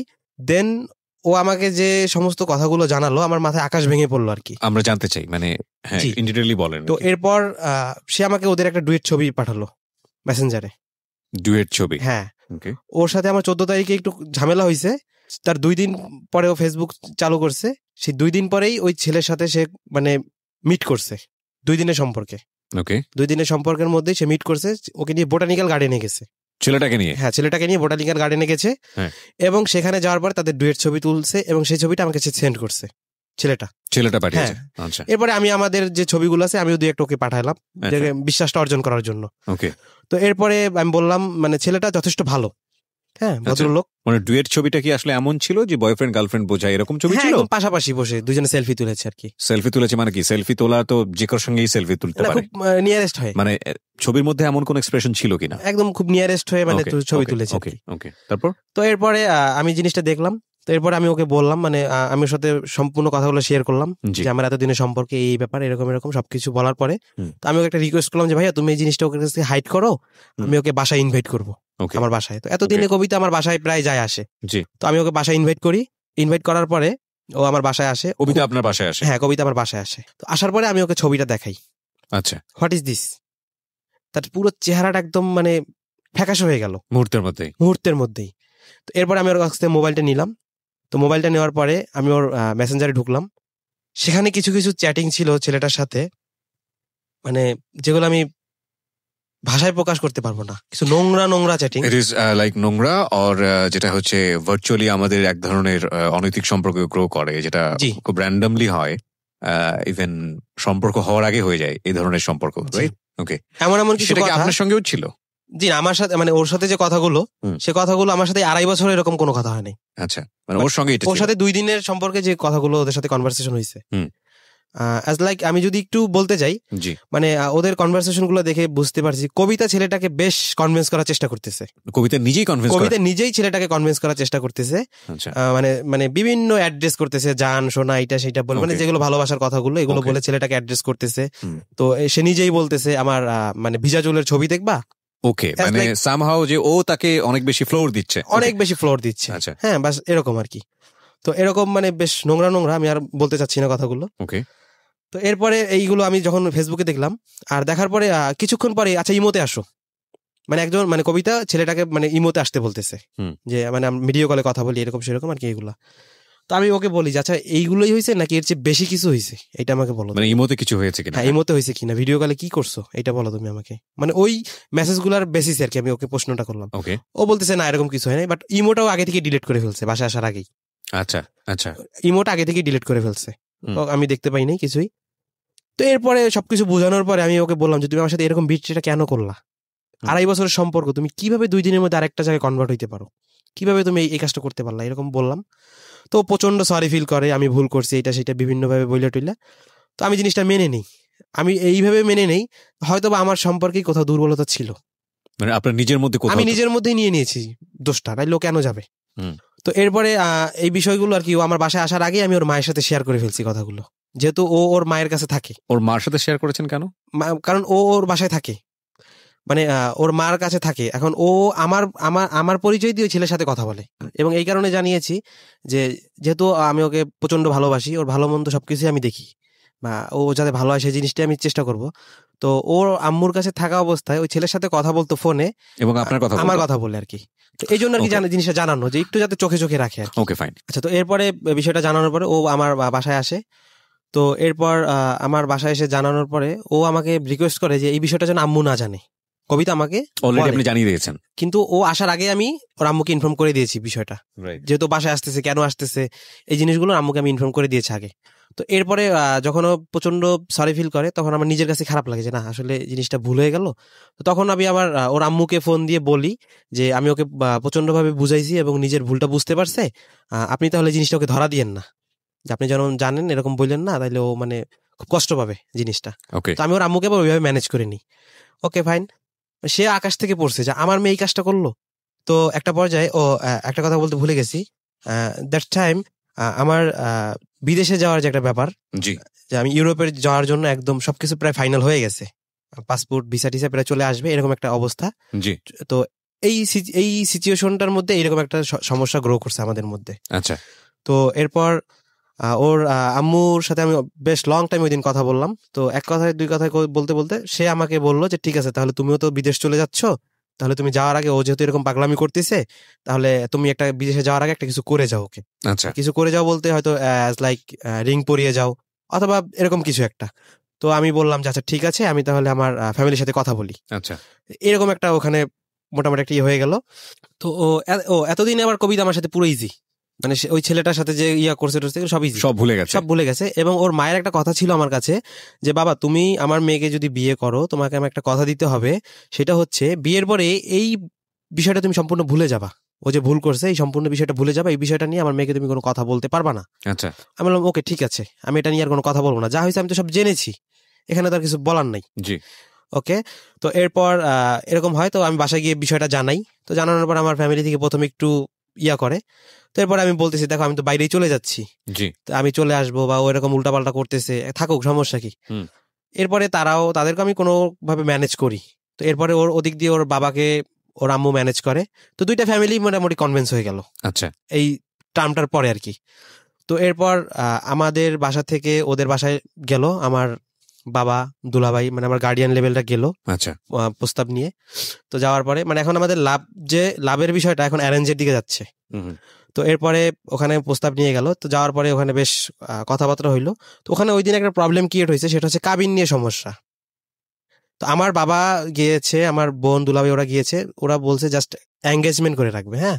বাট ওর আব্বুর ভাষ্য হচ্ছে যে না, এঙ্গেজমেন্ট না, যদি করতে হয় আমার মেয়েকে একবারে বিয়ে করতে হবে, এসব এঙ্গেজমেন্ট হবে না, একবারে বিয়ে করতে হবে। ফ্যামিলির কথা হচ্ছে, ওর ফ্যামিলির কথা। জি। তো এরকম একটা ব্যাপার। আর মানে ওর বাবার কথা হচ্ছে আমার মেয়েকে যদি এখন নিয়ে যান তাও আমি বেঁচে যাই, রাগান্বিত হয়ে আর কি কথাগুলো বলছে আর কি। আচ্ছা, তখন ও কোন ক্লাসে পড়ে? ও এসএসসি দিবে আর কি। এসএসসি দিবে, আচ্ছা, মানে বিয়ের বয়সই হয়নি ইনফ্যাক্ট। তো এরপরে এদিক দিয়ে মানে কবিতা ও চাচ্ছে যে হয়ে যাক। তো এরপর ওর বাবা ওর এরকম, তারপরে কাবিন নিয়ে একটা কথা উঠে। তো ওরা চাচ্ছিল মানে প্রায় 10 লাখ টাকা কাবিন করবে। আচ্ছা। তো আমাদের পক্ষ থেকে বলছে যে না, 10 লাখ টাকা হবে না। তো এরকম আর কি, যে বিষয়টা আর কি হয় প্রায় সম্পর্কের মধ্যেই হয়। তো এরপরে 3 লাখ টাকা আর কি কাবিনটা ফিক্সড হয়। তো এরপরে ওই 2015 অগাস্টের 21 তারিখে আমাদের বিয়েটা ধার্য হয়। এর মধ্যে আমরা নিজেরা দুই পক্ষ থেকেই আমাদের শপিং টপিং যা কিছু যার যা দরকার ছিল সবকিছু ফুলফিল করি, এবং 2015 সালের 21 অগস্ট আমাদের বিয়েটা আনুষ্ঠানিকভাবে সম্পন্ন হয়। সম্পূর্ণ হয়ে গেল? হ্যাঁ, সম্পন্ন হয়ে গেল। মানে আপনার কি মেন্টালি প্রিপারেশন ছিল যাতে তাড়াতাড়ি ওকে বিয়ে করতে হবে? না, আমার মেন্টালি প্রিপারেশনটা ছিল এই যে ও ইন্টার পাসটা কমপ্লিট করবে, আমি এর মধ্যে দাঁড়িয়ে যাব, এরপরে গিয়ে আমাদের বিয়েটা হবে। আমাদের প্রথম থেকে এরকম একটা মানে চিন্তা ভাবনা ছিল আমাদের। শুধু এই ছেলেটাকে নিয়ে এই ঘটনাটা ঘটলো বলেই বিয়েটা হলো? বিয়েটা হয়ে গেল আর কি। আচ্ছা, এগুলো একটু নোট রাখতে হবে, হ্যাঁ, কারণ এগুলোর একটা ইম্প্যাক্ট আছে গল্পের শেষে। হ্যাঁ, তো এভাবে বিয়েটা হয়ে গেল। তো অ্যাজ ইউজুয়াল সে খুব নর্মাল, কিছু হয়েছে বা এরকম কিছু না। তো আমিও খুব নর্মাল আছি। তো ওর বাসায় বসেই এসএসসি পরীক্ষাটা দিবে। তো ওর বাসায় বসে পরীক্ষা দিচ্ছে। তো আমি ওদের বাসায়। ওই ছেলেকে আর যোগাযোগ করতো আপনার? না, ওই ছেলেকে সে সাথে সাথে ব্লক করে দিয়েছে আবার। আপনার নাম্বার তার কাছে ছিল না, সে আর যোগাযোগ করেনি। বাট আমি ওকে একদিন ফোন দিয়েছি, ফোন দিয়ে আমি ওর সাথে দেখা করতে চাইছি, তো এরকম। তো সে বলছে আচ্ছা ঠিক আছে ফাইন। তো এরপর আর ওরকম কথা হয় নাই তার সাথে। আচ্ছা, তো সে আর কোনো ডিস্টার্ব করে নাই। ওকে। তো এরপর এভাবে চলে গেল। তো এরপর ও ওখানে বসে পরীক্ষা দিচ্ছিল, আমি ওর বাসায় মাঝে মাঝে যেতাম, ও আমার বনানীর বাসায় আসতো মাঝে মাঝে। তো আমি ওকে পড়াতাম, পরীক্ষা দিত। তো এরকমই চলছিল আমাদের প্রাথমিকভাবে সংসার লাইফটা। তো ওর পরীক্ষা যখন শেষ হয়ে গেল তখন ও আমার গ্রামের বাড়িতে যাবে আর কি। তো এতদিন মানে আমার বনানী আর ওদের বাসায় যাওয়া আসা করতাম আমরা দুজনে। তো এরপরে যখন ওর পরীক্ষা শেষ হয়ে গেল, তো আমার গ্রামের বাড়িতে ওকে নিয়ে যাব। তো যথেষ্ট অনার করেই আমি ওকে প্রথমবারের মতো আমার গ্রামের বাড়িতে নিয়ে গেলাম। ওকে। তো যাওয়ার পরে বেশ খুশি, সবাই খুশি। তো এরপর ওইভাবেই থাকলো ওখানে প্রায় 1-1.5 মাসের মতো ছিল। তো এরপর ওর আবার অ্যাডমিশনের সময় চলে আসছে কলেজের। তো ওর কথা হচ্ছে ও প্রচন্ড পড়ালেখা করবে, আমি ওকে প্রচন্ড সাপোর্ট দিছি, হ্যাঁ তুমি পড়ালেখা করবা, তো অবশ্যই পড়ালেখার দরকার আছে, পড়ালেখা করবা। তো এরকম। আপনি কি দেশের বাইরে চলে গেলেন এরপরে? না, আমার আর দেশের বাইরে যাওয়াটা হয়নি।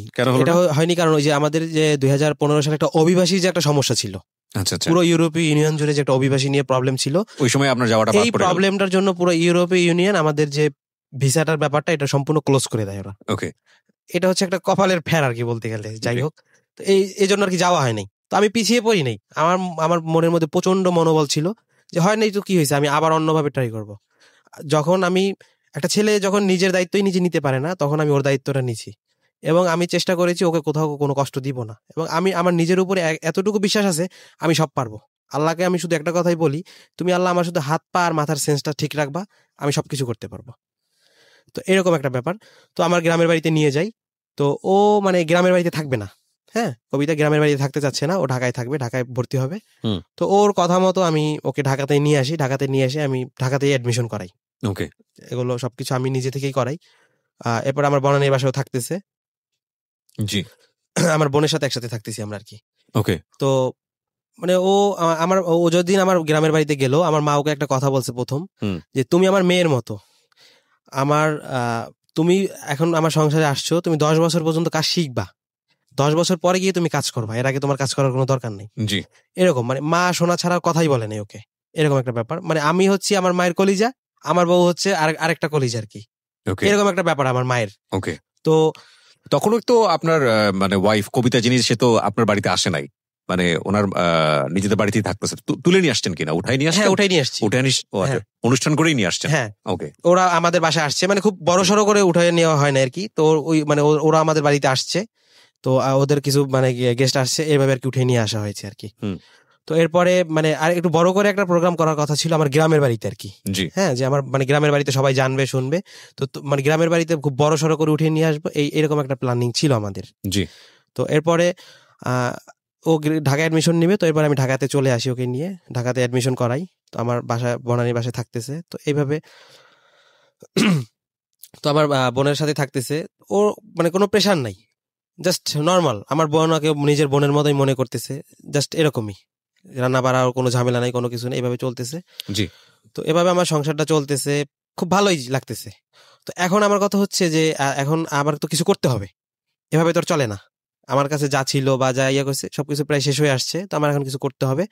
তো এখন আমি নিজে থেকে ওই যে আমি হোটেল ম্যানেজমেন্টটা করেছিলাম, তো আমি ওইটাকে কাজে লাগাবো এখন, এটা আমার একটা প্লাস পয়েন্ট আছে। ওকে। তো আমি কি করলাম, আমি একটা হোটেলে ইন্টারভিউ দিলাম, এবং কিবরিয়া ভাই একটা কথা বলি, আজ পর্যন্ত আমি যেখানে যতগুলো ইন্টারভিউ দিছি কোথাও থেকে আমি রিফিউজ হইনি, ইনশাল্লাহ সব জায়গাতেই আমি টিকে গেছি এবং প্রত্যেক জায়গায় আমি সফল হয়েছি। তো আমি একটা চেইন হোটেলে ইন্টারভিউ দিই এবং সেখানে তারা আমাকে কল করে এবং আমি সেখানে ঢুকে যাই। আচ্ছা। তো এভাবে চলছে। তো এখন হঠাৎ করে মানে একটা প্রবলেম হয়েছে কি, মানে আমার বোনের সাথে আমার একটা অর্থনৈতিক লেনদেন নিয়ে একটু প্রবলেম হয়েছে। সংসার কেমন চলছিল? সংসার বেশ ভালো চলছে, খুবই ভালো, কোনো প্রবলেম নাই। ওদের বাড়ির সবাই আমাকে একদম নিজের ছেলের মতো মনে করতেছে, আমার শ্বশুর শাশুড়ি এবং আমাদের পক্ষ থেকে সবাই খুব একদম স্মুথলি যাচ্ছে, যেখানে কোনো কথা বলা মানে একটা কলম ঠেকানোরও কোনো জায়গা নেই, এরকম একটা ব্যাপার। তো এরপর আমার বোনের সাথে মানে আমরা একটা কাজ করেছি, আমার ওয়াইফও আমাকে হেল্প করেছে যথেষ্ট। তো এরপরে মানে একটা অর্থনৈতিক লেনদেন নিয়ে একটা প্রবলেম হয়েছে, আমাদের যে অঙ্কটা দেওয়ার কথা ছিল টাকাটা, সেই অঙ্কটা আমরা পাই নাই। এইটা নিয়ে একটা মন কালাকালি হয়েছে আমার ওয়াইফের সাথে, আমার বোনের সাথে আর কি। বেসিক্যালি পরে আমি জানতে পারছি বিষয়টা, যে আমার বোনও মানে যেখান থেকে টাকাটা পাওয়ার কথা সেখান থেকে ফুল টাকাটা পায় নাই, যার জন্য আমাদেরকেও সে পেমেন্টটা করতে পারে নাই। মানে অ্যাকচুয়ালি এটা আমার বোনের জামাই আর কি। তো এরপরে সে তার বাসায় চলে যায়। তো এর মধ্যে আমার মা আসে গ্রাম থেকে আর কি, গ্রাম থেকে আসে, সে প্রচন্ড সিক, অসুস্থ হয়ে যায়, তাকে ঢাকায় ডাক্তার দেখাই। আমার ওয়াইফ প্রচন্ড সাহায্য করে আমার মাকে, বিভিন্ন হসপিটালে নিয়ে যাওয়া থেকে শুরু করে বিভিন্নভাবে সেবা যত্ন থেকে শুরু করে সবকিছু আমার ওয়াইফ প্রচন্ডভাবে করে। তো এরপরে যে প্রবলেমটা হয়, এরপর আমার মা গ্রামে চলে যায়, আবার ডক্টর দেখানো শেষ হয়ে যাওয়ার পরে চলে যায়। তো কবিতা ওদের বাসায় চলে যায় আর কি। হ্যাঁ, তো এখন একটা প্রবলেম হচ্ছে কি, ও এখন আর আমার বোনের সাথে থাকবে না। কবিতা মানে এই পারপাসটা হচ্ছে যে সে আমাদের সাথে ঠকাইছে, আমার বোন জামাই আমাদেরকে ঠকাইছে, যে টাকাটা দেওয়ার কথা ছিল সেটা করে নাই, ঠকাইছে। তো আমি ওকে বোঝানোর চেষ্টা করলাম যে দেখো, টাকা পয়সা তো এটা কোনো ব্যাপার না, আমরা আর্ন করবো, কোনো সমস্যা নেই, হয়তো বা সে পায় নাই বা এরকম। বোনের সাথে কিভাবে ঝগড়া করে এই সামান্য ব্যাপার নিয়ে? আপনার নিজের বোনের সঙ্গে? আমার নিজের বোনের সাথে এগুলো কিভাবে করে? আমি যথেষ্ট বোঝানোর চেষ্টা করছি। তো সে তার বাড়িতেই প্রায় 8-10 দিন স্টে করে, সে ওই বাড়িতে যাবে না, একদম স্টেট কার্ড কথা, সে বাড়িতে যাবে না। ওই বাড়ি মানে কোন বাড়ি? মানে আমাদের বাড়িতে, সেটা বনানী বাড়িতে যাবে না, সে আলাদা ফ্ল্যাট নিতে বলতেছে আমাকে। তো এই ইস্যুটাকে কেন্দ্র করে আলাদা ফ্ল্যাট কেন নিবে? কারণ আপনার বোন থাকবে না, আমার বোনের সাথে থাকবে না। এটা নিয়ে তো আপনার সাথে দ্বন্দ্ব হওয়ার কথা, তার সঙ্গে তো দ্বন্দ্ব হওয়ার হ্যাঁ, কিছু নেই। সে আমাকে বলছে যে তোমার বোনের সাথে তুমি ফাইট করো, তোমার বোনকে তুমি দিতে বলো, দিচ্ছে না কেন। তো আমি তাকে আমার দিক থেকে আমি তাকে বুঝাচ্ছি যে এটা কিভাবে করে। না ফাইন, প্রথম কথা হচ্ছে যে টাকাটা যদি তার জায়গা থেকে হতো তাহলে একটা কথা ছিল, জি। টাকাটা তো আপনার আর আপনার বোনের মধ্যে, তো জি। এটা নিয়ে সে এত বড় সিন ক্রিয়েট কেন এখন করছে? সেই ইনভলভ ছিল, মানে আমার টাকাও তো তার টাকা, আমি তার হাজবেন্ড। মানে এটা সংসারে এত বড় ইস্যু হয়ে গেল, মানে প্রচন্ড বড়, আমি বুঝতেই পারিনি যে এটা নিয়ে এত বড় একটা ইস্যু হয়ে যাবে। ফাইন, আমরা এখানে একটা বিরতি নিতে চাই। আমরা সংসার জীবনে প্রবেশ করেছি, প্রেম থেকে সংসার জীবন, কিন্তু গল্পটা আসলে অন্যখানে। আমি সবসময় একটা কথা বলি যে জীবন গল্পের প্রতিটা গল্পই এক একটা বিশাল লেসন, এবং কোনো কোনো গল্প আপনার জীবনটাকে সুন্দর করার জন্য অনেকখানি মোড় ঘুরিয়ে দিতে পারে। আমরা এই জন্যই বলি জীবন নাটকের চেয়েও নাটকীয়। গত সপ্তাহে যে গল্পটি আমরা প্রচার করেছি সেটা যে কি পরিমাণ রেসপন্স পেয়েছে আপনারা বুঝতেই পারছেন। এবং আমার কাছে কেন জানি মনে হয় যে এত সুন্দর গল্প আমার লাইফে আমি কোনো সিনেমাতেও খুব কম পেয়েছি। মানে এত সুন্দর একটা গল্প, অদ্ভুত চমৎকার একটা গল্প। আর আজকের গল্পের জায়গাটা একটু অন্যরকম ভাবে অন্যরকম, এই কারণে যে আজকের গল্পটায় যদি আপনি বলি যে লেসনটা কোথায় বা মেসেজটা কোথায়, তাহলে সেটা আসলে কেবল শুরু হয়েছে, শেষ পর্যন্ত শুনতে হবে আপনাকে। আমি তখন হোটেলে যখন নতুন জয়েন করেছি, তখন আমার most of the time night duty করতে হতো। হ্যাঁ, তো রাত 10টায় যেতাম, সকাল 7টায় 8টার সময় চলে আসতাম। আবার শিফট ওয়াইজ ছিল, আবার সকাল 7টায় গেলে দুপুর 2টায় বিকাল 4টায়, এরকম আর কি শিফট ওয়াইজ ছিল। এখন আমার একটা কথা হচ্ছে, ও তো সংসারের কিছুই বোঝে না। তো আমি যদি একটা নতুন ফ্ল্যাট নেই, ও কিভাবে সারাদিন ওখানে থাকবে? এবং ওর আরেকটা কথা হচ্ছে, তুমি নতুন ফ্ল্যাট নিতে না পারো, তোমার বোনকে এখান থেকে চলে যেতে বলো। হ্যাঁ, তো আমি আমার বাবাকে বলি যে ও তো এরকম বলতেছে। তো আমার বাবা বলে যে দেখ, তুইও আমার ডান হাত, আমার মেয়ে আমার বা হাত, যে হাত কাটবো সে হাতে আমার কষ্ট লাগবে। ওকে, তোরা মিলে জিলে থাক ভাই বোনে। হ্যাঁ, এরকম একটা কথা, আমি কাউকেই না করতে পারবো না। বাবা হিসাবে এর বেশি তার কিছু বলারও ছিল না। তো এরপরে আমি তাকে অনেকভাবে ম্যানেজ করে কনভিন্স করে আমার বনানীর বাসাতে নিয়ে আসি। সে রাজি হয়, কিন্তু সেখানে শর্ত হচ্ছে সে সম্পূর্ণ আলাদা থাকবে। ওকে। এবং সেখানে আমি কি করলাম, আমার বাসার মধ্যে পার্টিশন করলাম।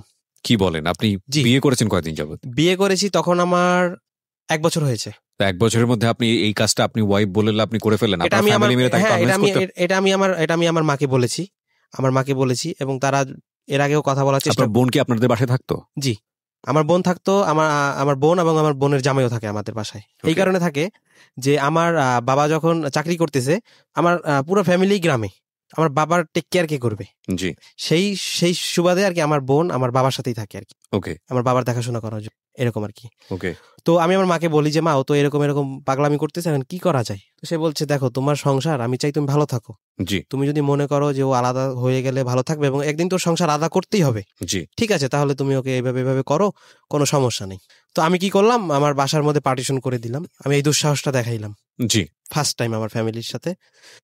আমার বড় ভাইয়ের বিয়ে হয়েছে এখন 17 ইয়ার্স। আমার বোঝার পর থেকে আমি আজ পর্যন্ত দেখি নাই আমার শাশুড়ি বউয়ের ঝগড়া আমার ঘরের মধ্যে।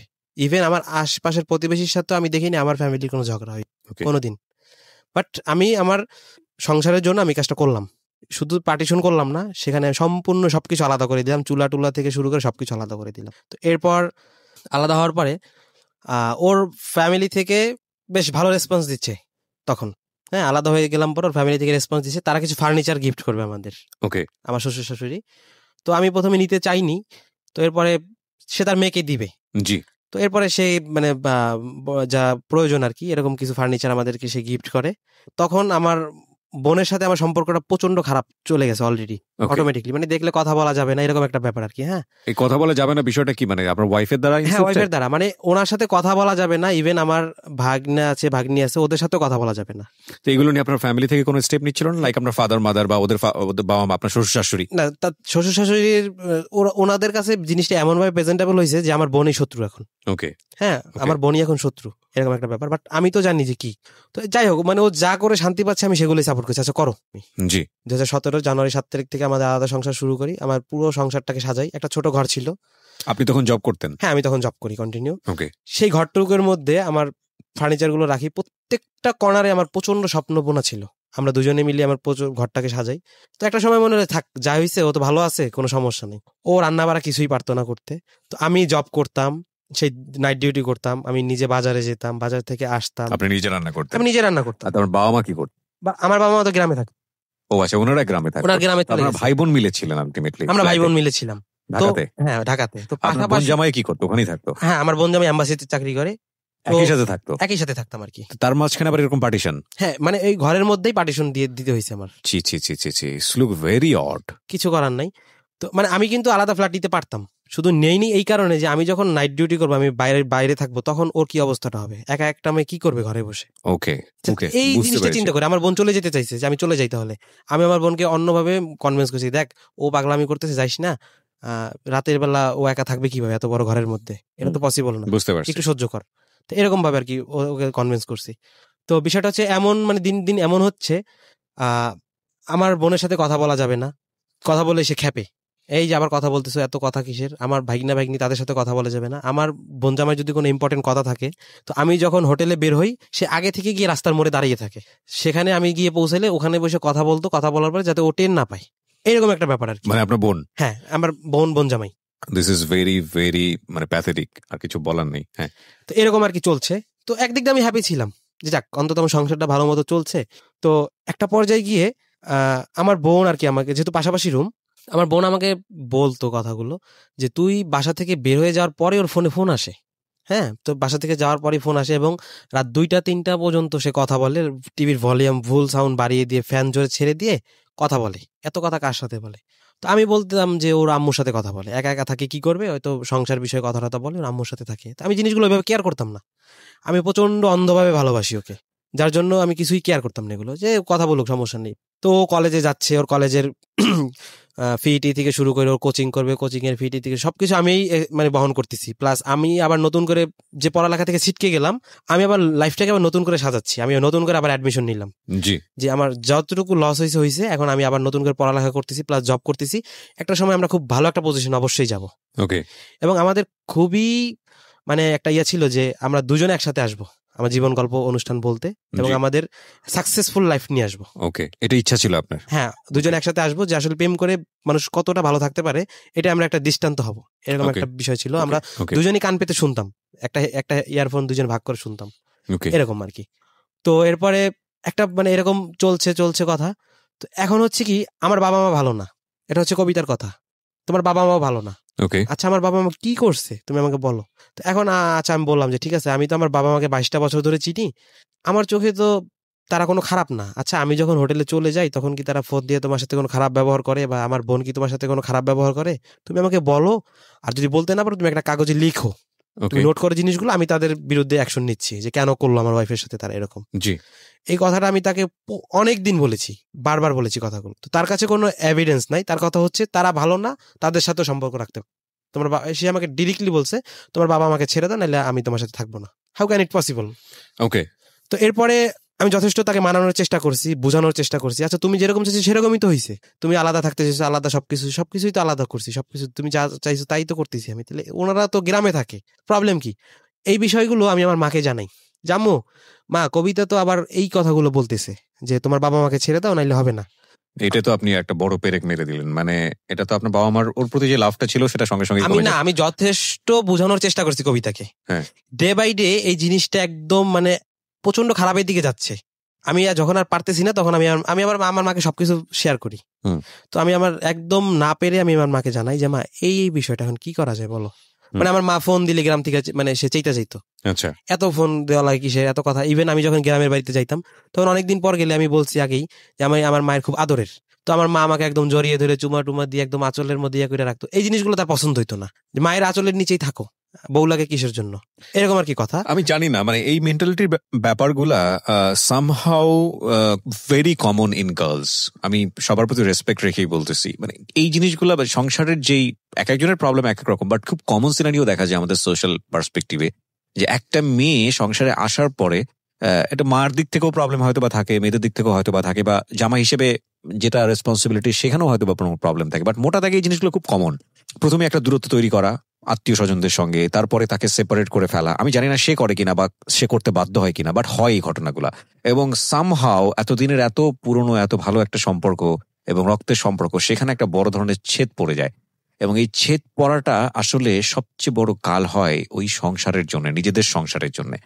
কারণ শেষ পর্যন্ত রক্তের সম্পর্কে আসলে যদি ছেলেটার মধ্যে কিংবা মেয়েটার মধ্যে মানে বেসিক মানসিকতাটা টুকুও থাকে তার ফ্যামিলির জন্য, তার ফ্যামিলিতে তাকে কতটুকু কষ্ট করেছে তার জন্য, আলটিমেটলি ফ্যামিলি সম্পর্কটাই উইন করে। তো এই মেয়েটা যে কাজটা করছে, ও যেটা বলছে সেটা যদি সত্যি হয়ে থাকে, তাহলে আলটিমেটলি এটা কিন্তু নিজের পায়ে নিজেরই কুড়াল মারা হচ্ছে, এবং সেটা হয়তো বা গল্পের শেষের দিকে এসে বোঝা যাবে। যাই হোক, বলেন তারপর। তো এরপরে আমি বিষয়টা আমার মাকে জানাই। তো আমার মায়ের দিক থেকে একটা কথা ছিল, বাবা তুমি তোমার সুখই আমার সুখ, তুমি বিয়ে করতে চাইছো, তোমাকে আমি বিয়ে করছি, কোনো কিছুতে আজ পর্যন্ত তোমাকে আমি বাধা দেই নাই। এখন তুমি তোমার ওয়াইফ যদি এই কথাটা বলে যে আমাদেরকে ছেড়ে দিলে তুমি সুখে থাকবা, সংসার করবা, আমি মনে করব আমার ছেলে 5 বছরের জন্য বিদেশে চলে গেছে, তুমি আমাদের সাথে যোগাযোগ করার দরকার নাই। মাঝে মাঝে তুমি বাবা বাইরে গিয়ে আমাকে ফোন দিও, আমি তোমার সাথে কথা বলবো।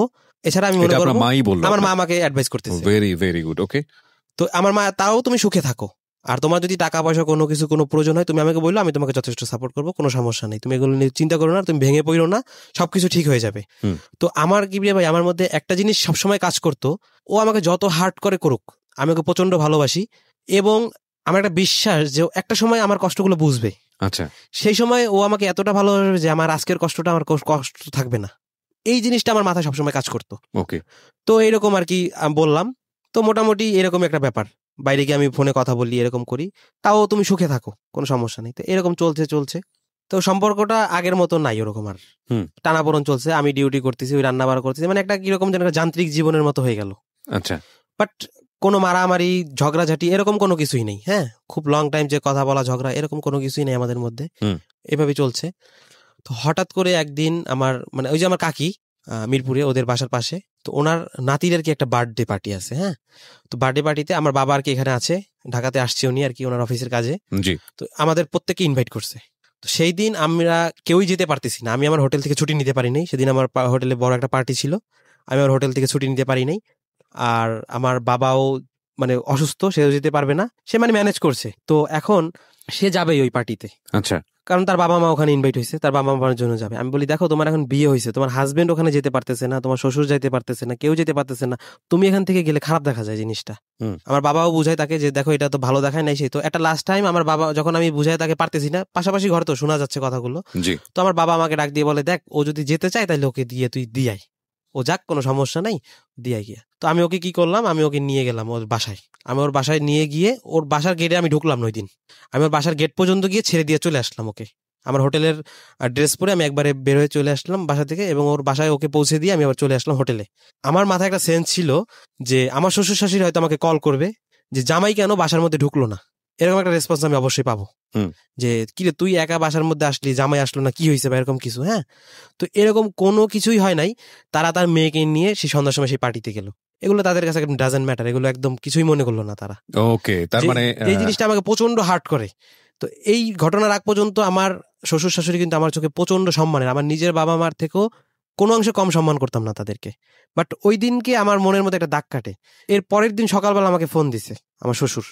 তো শ্বশুর ফোন দেওয়ার পরে কি ব্যাপার তুমি আসলা না কেন, এই সেই। তো আমি বললাম যে বাবা আমার তো হোটেলে পার্টি শেষ করতে লেট হয়ে গেছে, জন্য আসি নাই। তো আমি মানে যাওয়ার তো হয়েই গেছে, আমি বললাম যে আমি তো এখন আবার ডিউটিতে চলে যাচ্ছি, তো আমি আবার ঘর সাজানোর পরে আপনারা তো এখন পর্যন্ত আসলেন না, আপনি একটু কষ্ট করে যদি মাকে নিয়ে আসতেন তাহলে কবিতার সাথে চলে আসতো, তাহলে বাবা ভালো হইতো, একবার দেখেও যাইতেন, আমার বাবাও আছে তার সাথে, জাস্ট এরকমই কথাগুলো তার সাথে বলা সফট কর্নারে।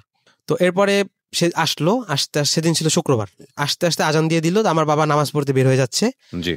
তো ঢুকতে গিয়েই আর কি আমার বাবার সাথে দেখা হলো। তো আমার বাবা বললো যে ভাই আসছেন, বাসায় থাকেন, আমি নামাজটা পড়ে আসতেছি, আপনি বাসায় থাকেন, একসাথে খাওয়া দাওয়া করবো, আসতেছি। তো আমার ওয়াইফ ঘরে ঢুকলো, ঘরে ঢোকার পরে আমার শ্বশুর শাশুড়ি ঘরে ঢুকলো, বসলে কথা বললো। তখন আমার শ্বশুর বলতেছে কি হয়েছে। তো আমি আর কথা বাড়াতে চাচ্ছিলাম না, যা বাবা যা হয়েছে তো হয়েছে, বাদ দেন, এখন আমরা বসেন, কি খাবেন, এই সেই, মানে এরকম কথাবার্তা বলছি না, আমি শুনবো বলো। তো আমি তাকে এই ফ্ল্যাশব্যাকে আর কি কথাগুলো বলি, যা এরকম এরকম আমরা যেতে ওকে না করলাম, ও গেল, ওকে চলে গেল। তো এক পর্যায়ে আমার শ্বশুর আমাকে ডিরেক্টলি বলে তুমি কোর সাথে সংসার করবা কি করবা না, এই ধরনের কথা বলে ফেললো, একদম ডিরেক্টলি বলে ফেললো। মানে এই জিনিসটা একদম তারা একদম নর্মাল ভাবে নিছে, যে কবিতা যেতে চাইছে, তোমরা যাও নাই তো কি হয়েছে, আমরা গেছি, আমাদের সাথে গেছে, এটা তো কোনো ব্যাপারই না। যখন এই কোশ্চেনটা করলো তখন আপনাদের বাসায় পরিস্থিতিটা কি দাঁড়ালো? এই কথাটা যখন বলছে তখন আমার বোন পাশের ঘর থেকে আসছে, যে সংসার ও করবে কি করবে না এটা ওর কাছে কেন জিজ্ঞাসা করেন, ওর গার্ডিয়ান আছে না, আপনি বসেন, ওর বাবা আসবে, ওর বাবা তো বইলেই গেল যে আপনি বসেন আমি আসতেছি, তার সাথে কথা বলেন। তার কথা হচ্ছে না বিয়ে দিচ্ছি ছেলের সাথে, ছেলে যা বলবে তাই, বাবা লাগবে না। আমার শ্বশুরের কথা হচ্ছে এরকম। তো ওখানে একটা প্রচন্ড রকমের ঝগড়ার সৃষ্টি হয়ে যায়।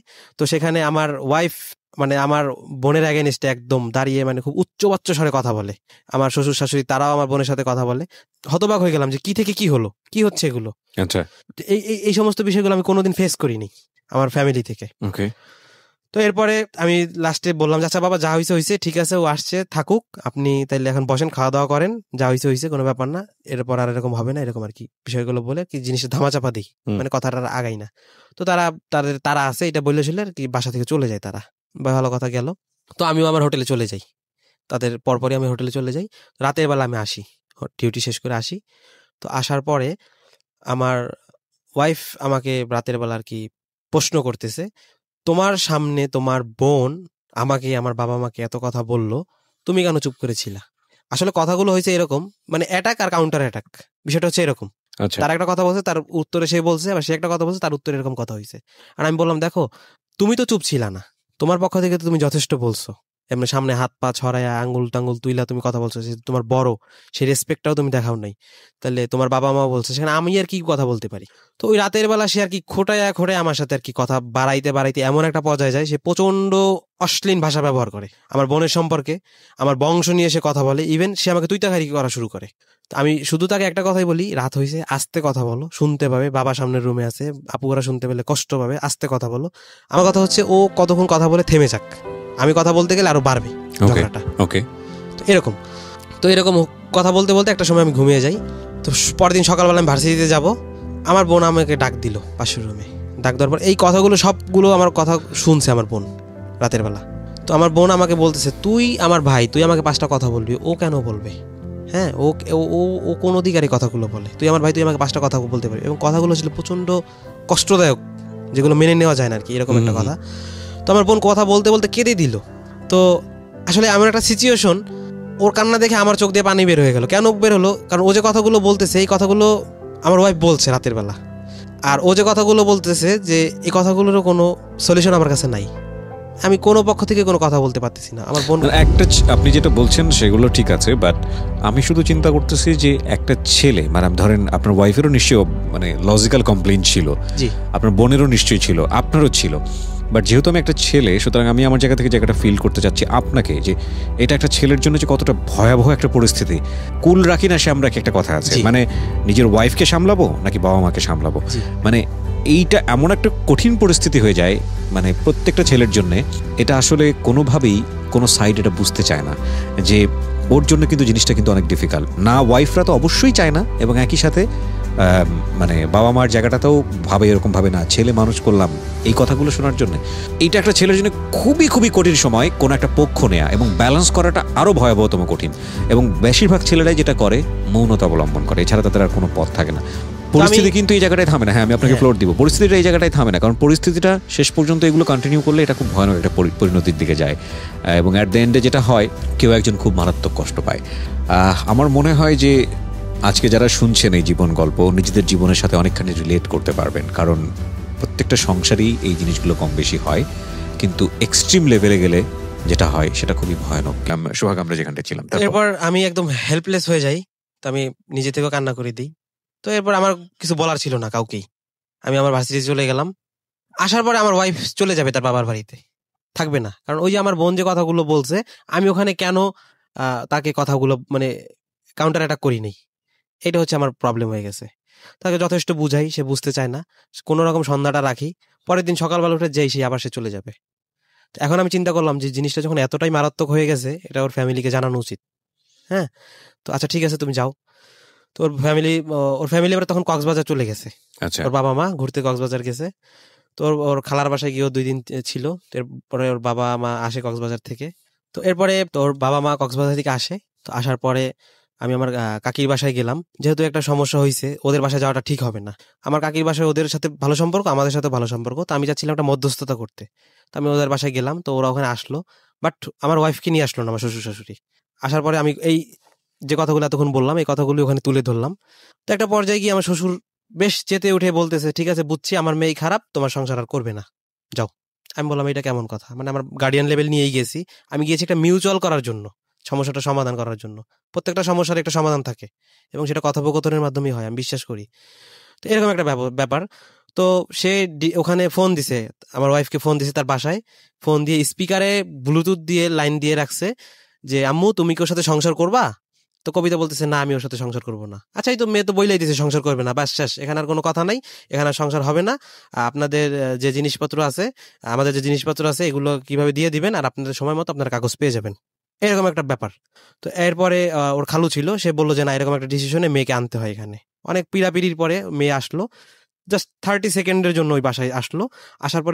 আসার পরে প্রচন্ড ভায়োলেট হইয়া মানে লাফালাফি করে না আমি ওর সংসার করবো না, থাকবো না, এটা বললা কোনো কথা বলা ছাড়াই ওর বাবা মা ও বাসা থেকে চলে গেল, ওই বাসা থেকে। মানে ওখানে আমরা পুরো বোল্ড আউট হয়ে গেলাম আমরা সবাই, কোনো কিছুই কাজ হলো না। তো আমরা ওখান থেকে চলে আসলাম। পরের দিন সকালবেলা আমি নিজ দায়িত্বে আমি চলে গেলাম আমার শ্বশুর বাড়িতে। যখন দেখলাম যে আমার ফ্যামিলি নিয়ে কাজ হলো না, তখন আমার মনের মধ্যে একটা ভয় ঢুকে গেল যে একটা ভয়াবহ দিক যাচ্ছে জিনিসটা। তো আমি শ্বশুর বাড়িতে ঢোকার পরে দেখলাম সে বসে আছে আমার শাশুড়ির সাথে, সে ট্যাবে আছে। ও এর মধ্যে সে আবার নতুন করে ফেসবুক খুলছে, হ্যাঁ সে আবার নতুন করে ফেসবুক খুলছে, এটা আমি দেখতে পারতেছি। এবং সেই ছেলের সাথে সে আবার কানেকশন হয়েছে। জানলেন কিভাবে আপনি? সে আমাকে অলরেডি একটা আইডি, আমার আইডি থেকে তাকে ব্লক করে দিয়েছে। বাসায় যাওয়ার পরে জানলেন নাকি তার আগে? না, তার আগে থেকেই আমি তাকে ফলো করছি। হ্যাঁ ওকে, তো তার আগে জেনেছেন আপনি, এবং এটা নিয়ে আপনি ঝড়াঝড়িও করেছেন? না একদমই না, আমি তাকে বুঝতেই দিইনি।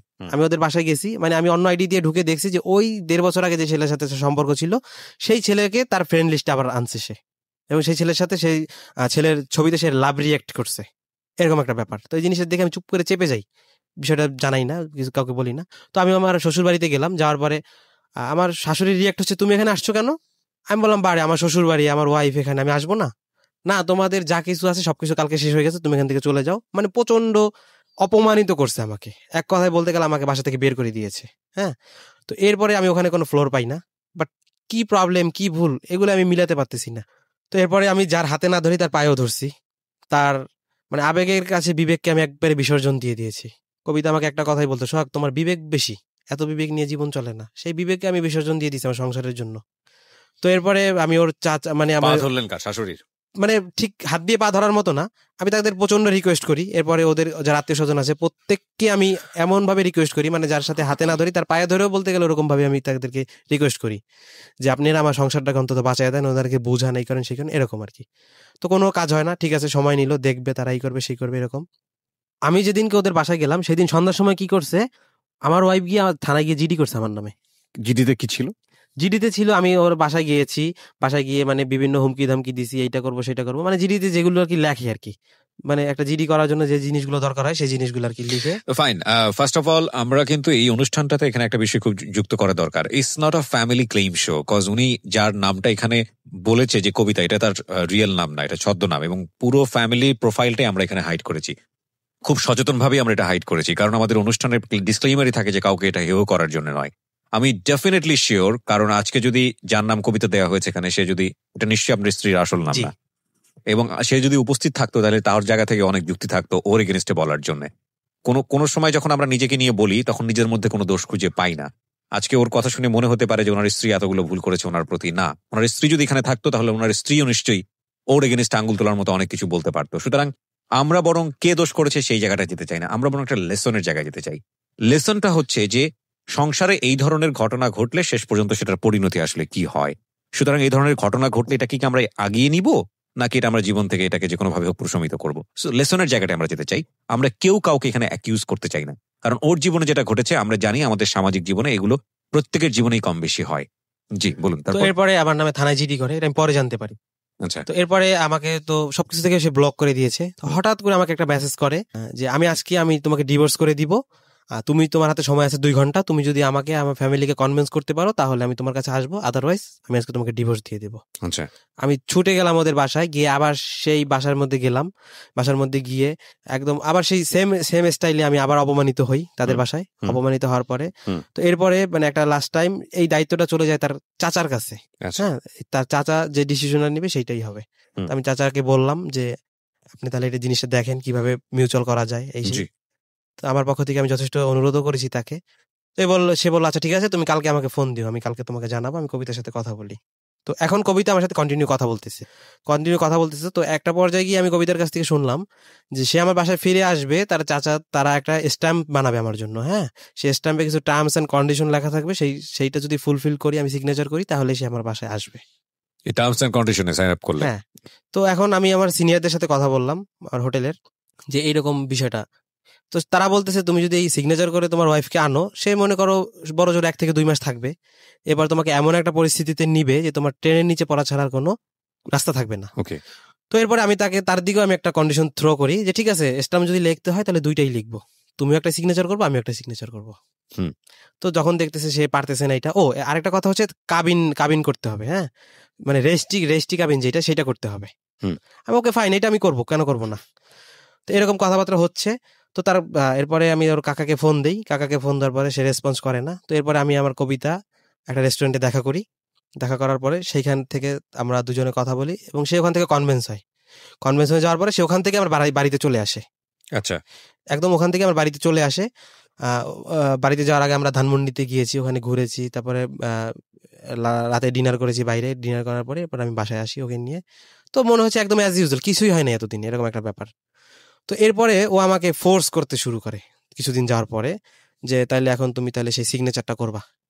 তা আমি বললাম এতদিন আমি জেনে গেছি যে ওরা আমার নামে থানায় জিডি করছে। তো এখন আমি ওকে ডিরেক্টলি বলেছি, দেখো কবিতা, যে কোর্ট ম্যারেজের যে ব্যাপারটা, এটা আমি নিজে থেকেই তোমাকে এতদিন ইনফ্লুয়েন্স করছি আমি করব, বাট এখন তোমার ফ্যামিলির যে রূপটা আমি দেখেছি, যে কিছু না করে যে আমাকে এতটা হেনস্থা করলো এবং তুমি গিয়ে থানায় জিডি করলা, আমার মনে হচ্ছে তোমরা আমাকে নতুন কোনো ফান্দে ফেলাইতে চাইতেছো। হ্যাঁ, নতুন একটা জাল বিছেছে, এটার জন্য এখন আমার পক্ষে এই সিগনেচারটা করা সম্ভব না। তাই এখন সে বলতেছে তাহলে আমি থাকবো না।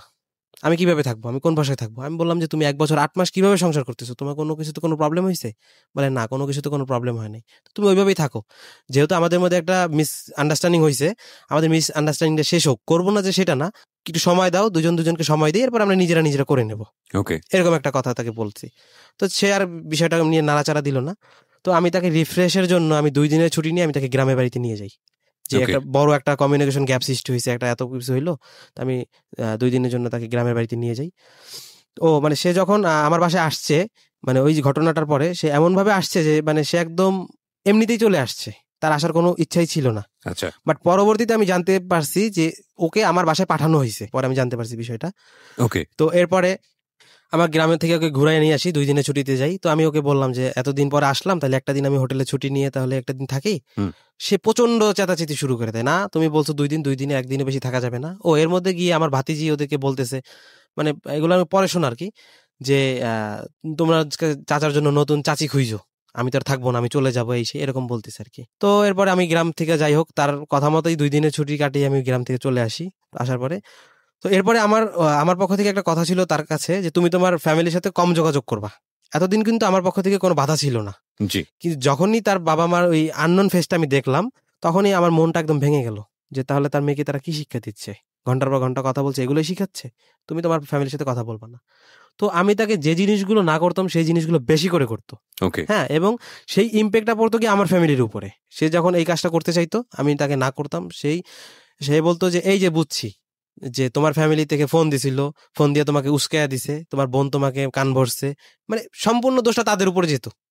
তারা বলছে দেখি তুমি এই কাজগুলো করতেছো, বাট আদৌ এরকম কিছুই হয় নাই। ওকে, নিজের ভুলটা কোনো ইয়ে নাই। তো এরকম আর কি কন্টিনিউ হতে থাকে। তো এরপরে হঠাৎ করে মানে সে একটু ছটফট, মানে একটা ভাব আর কি তার মধ্যে, প্রচন্ড ছটফট ভাব।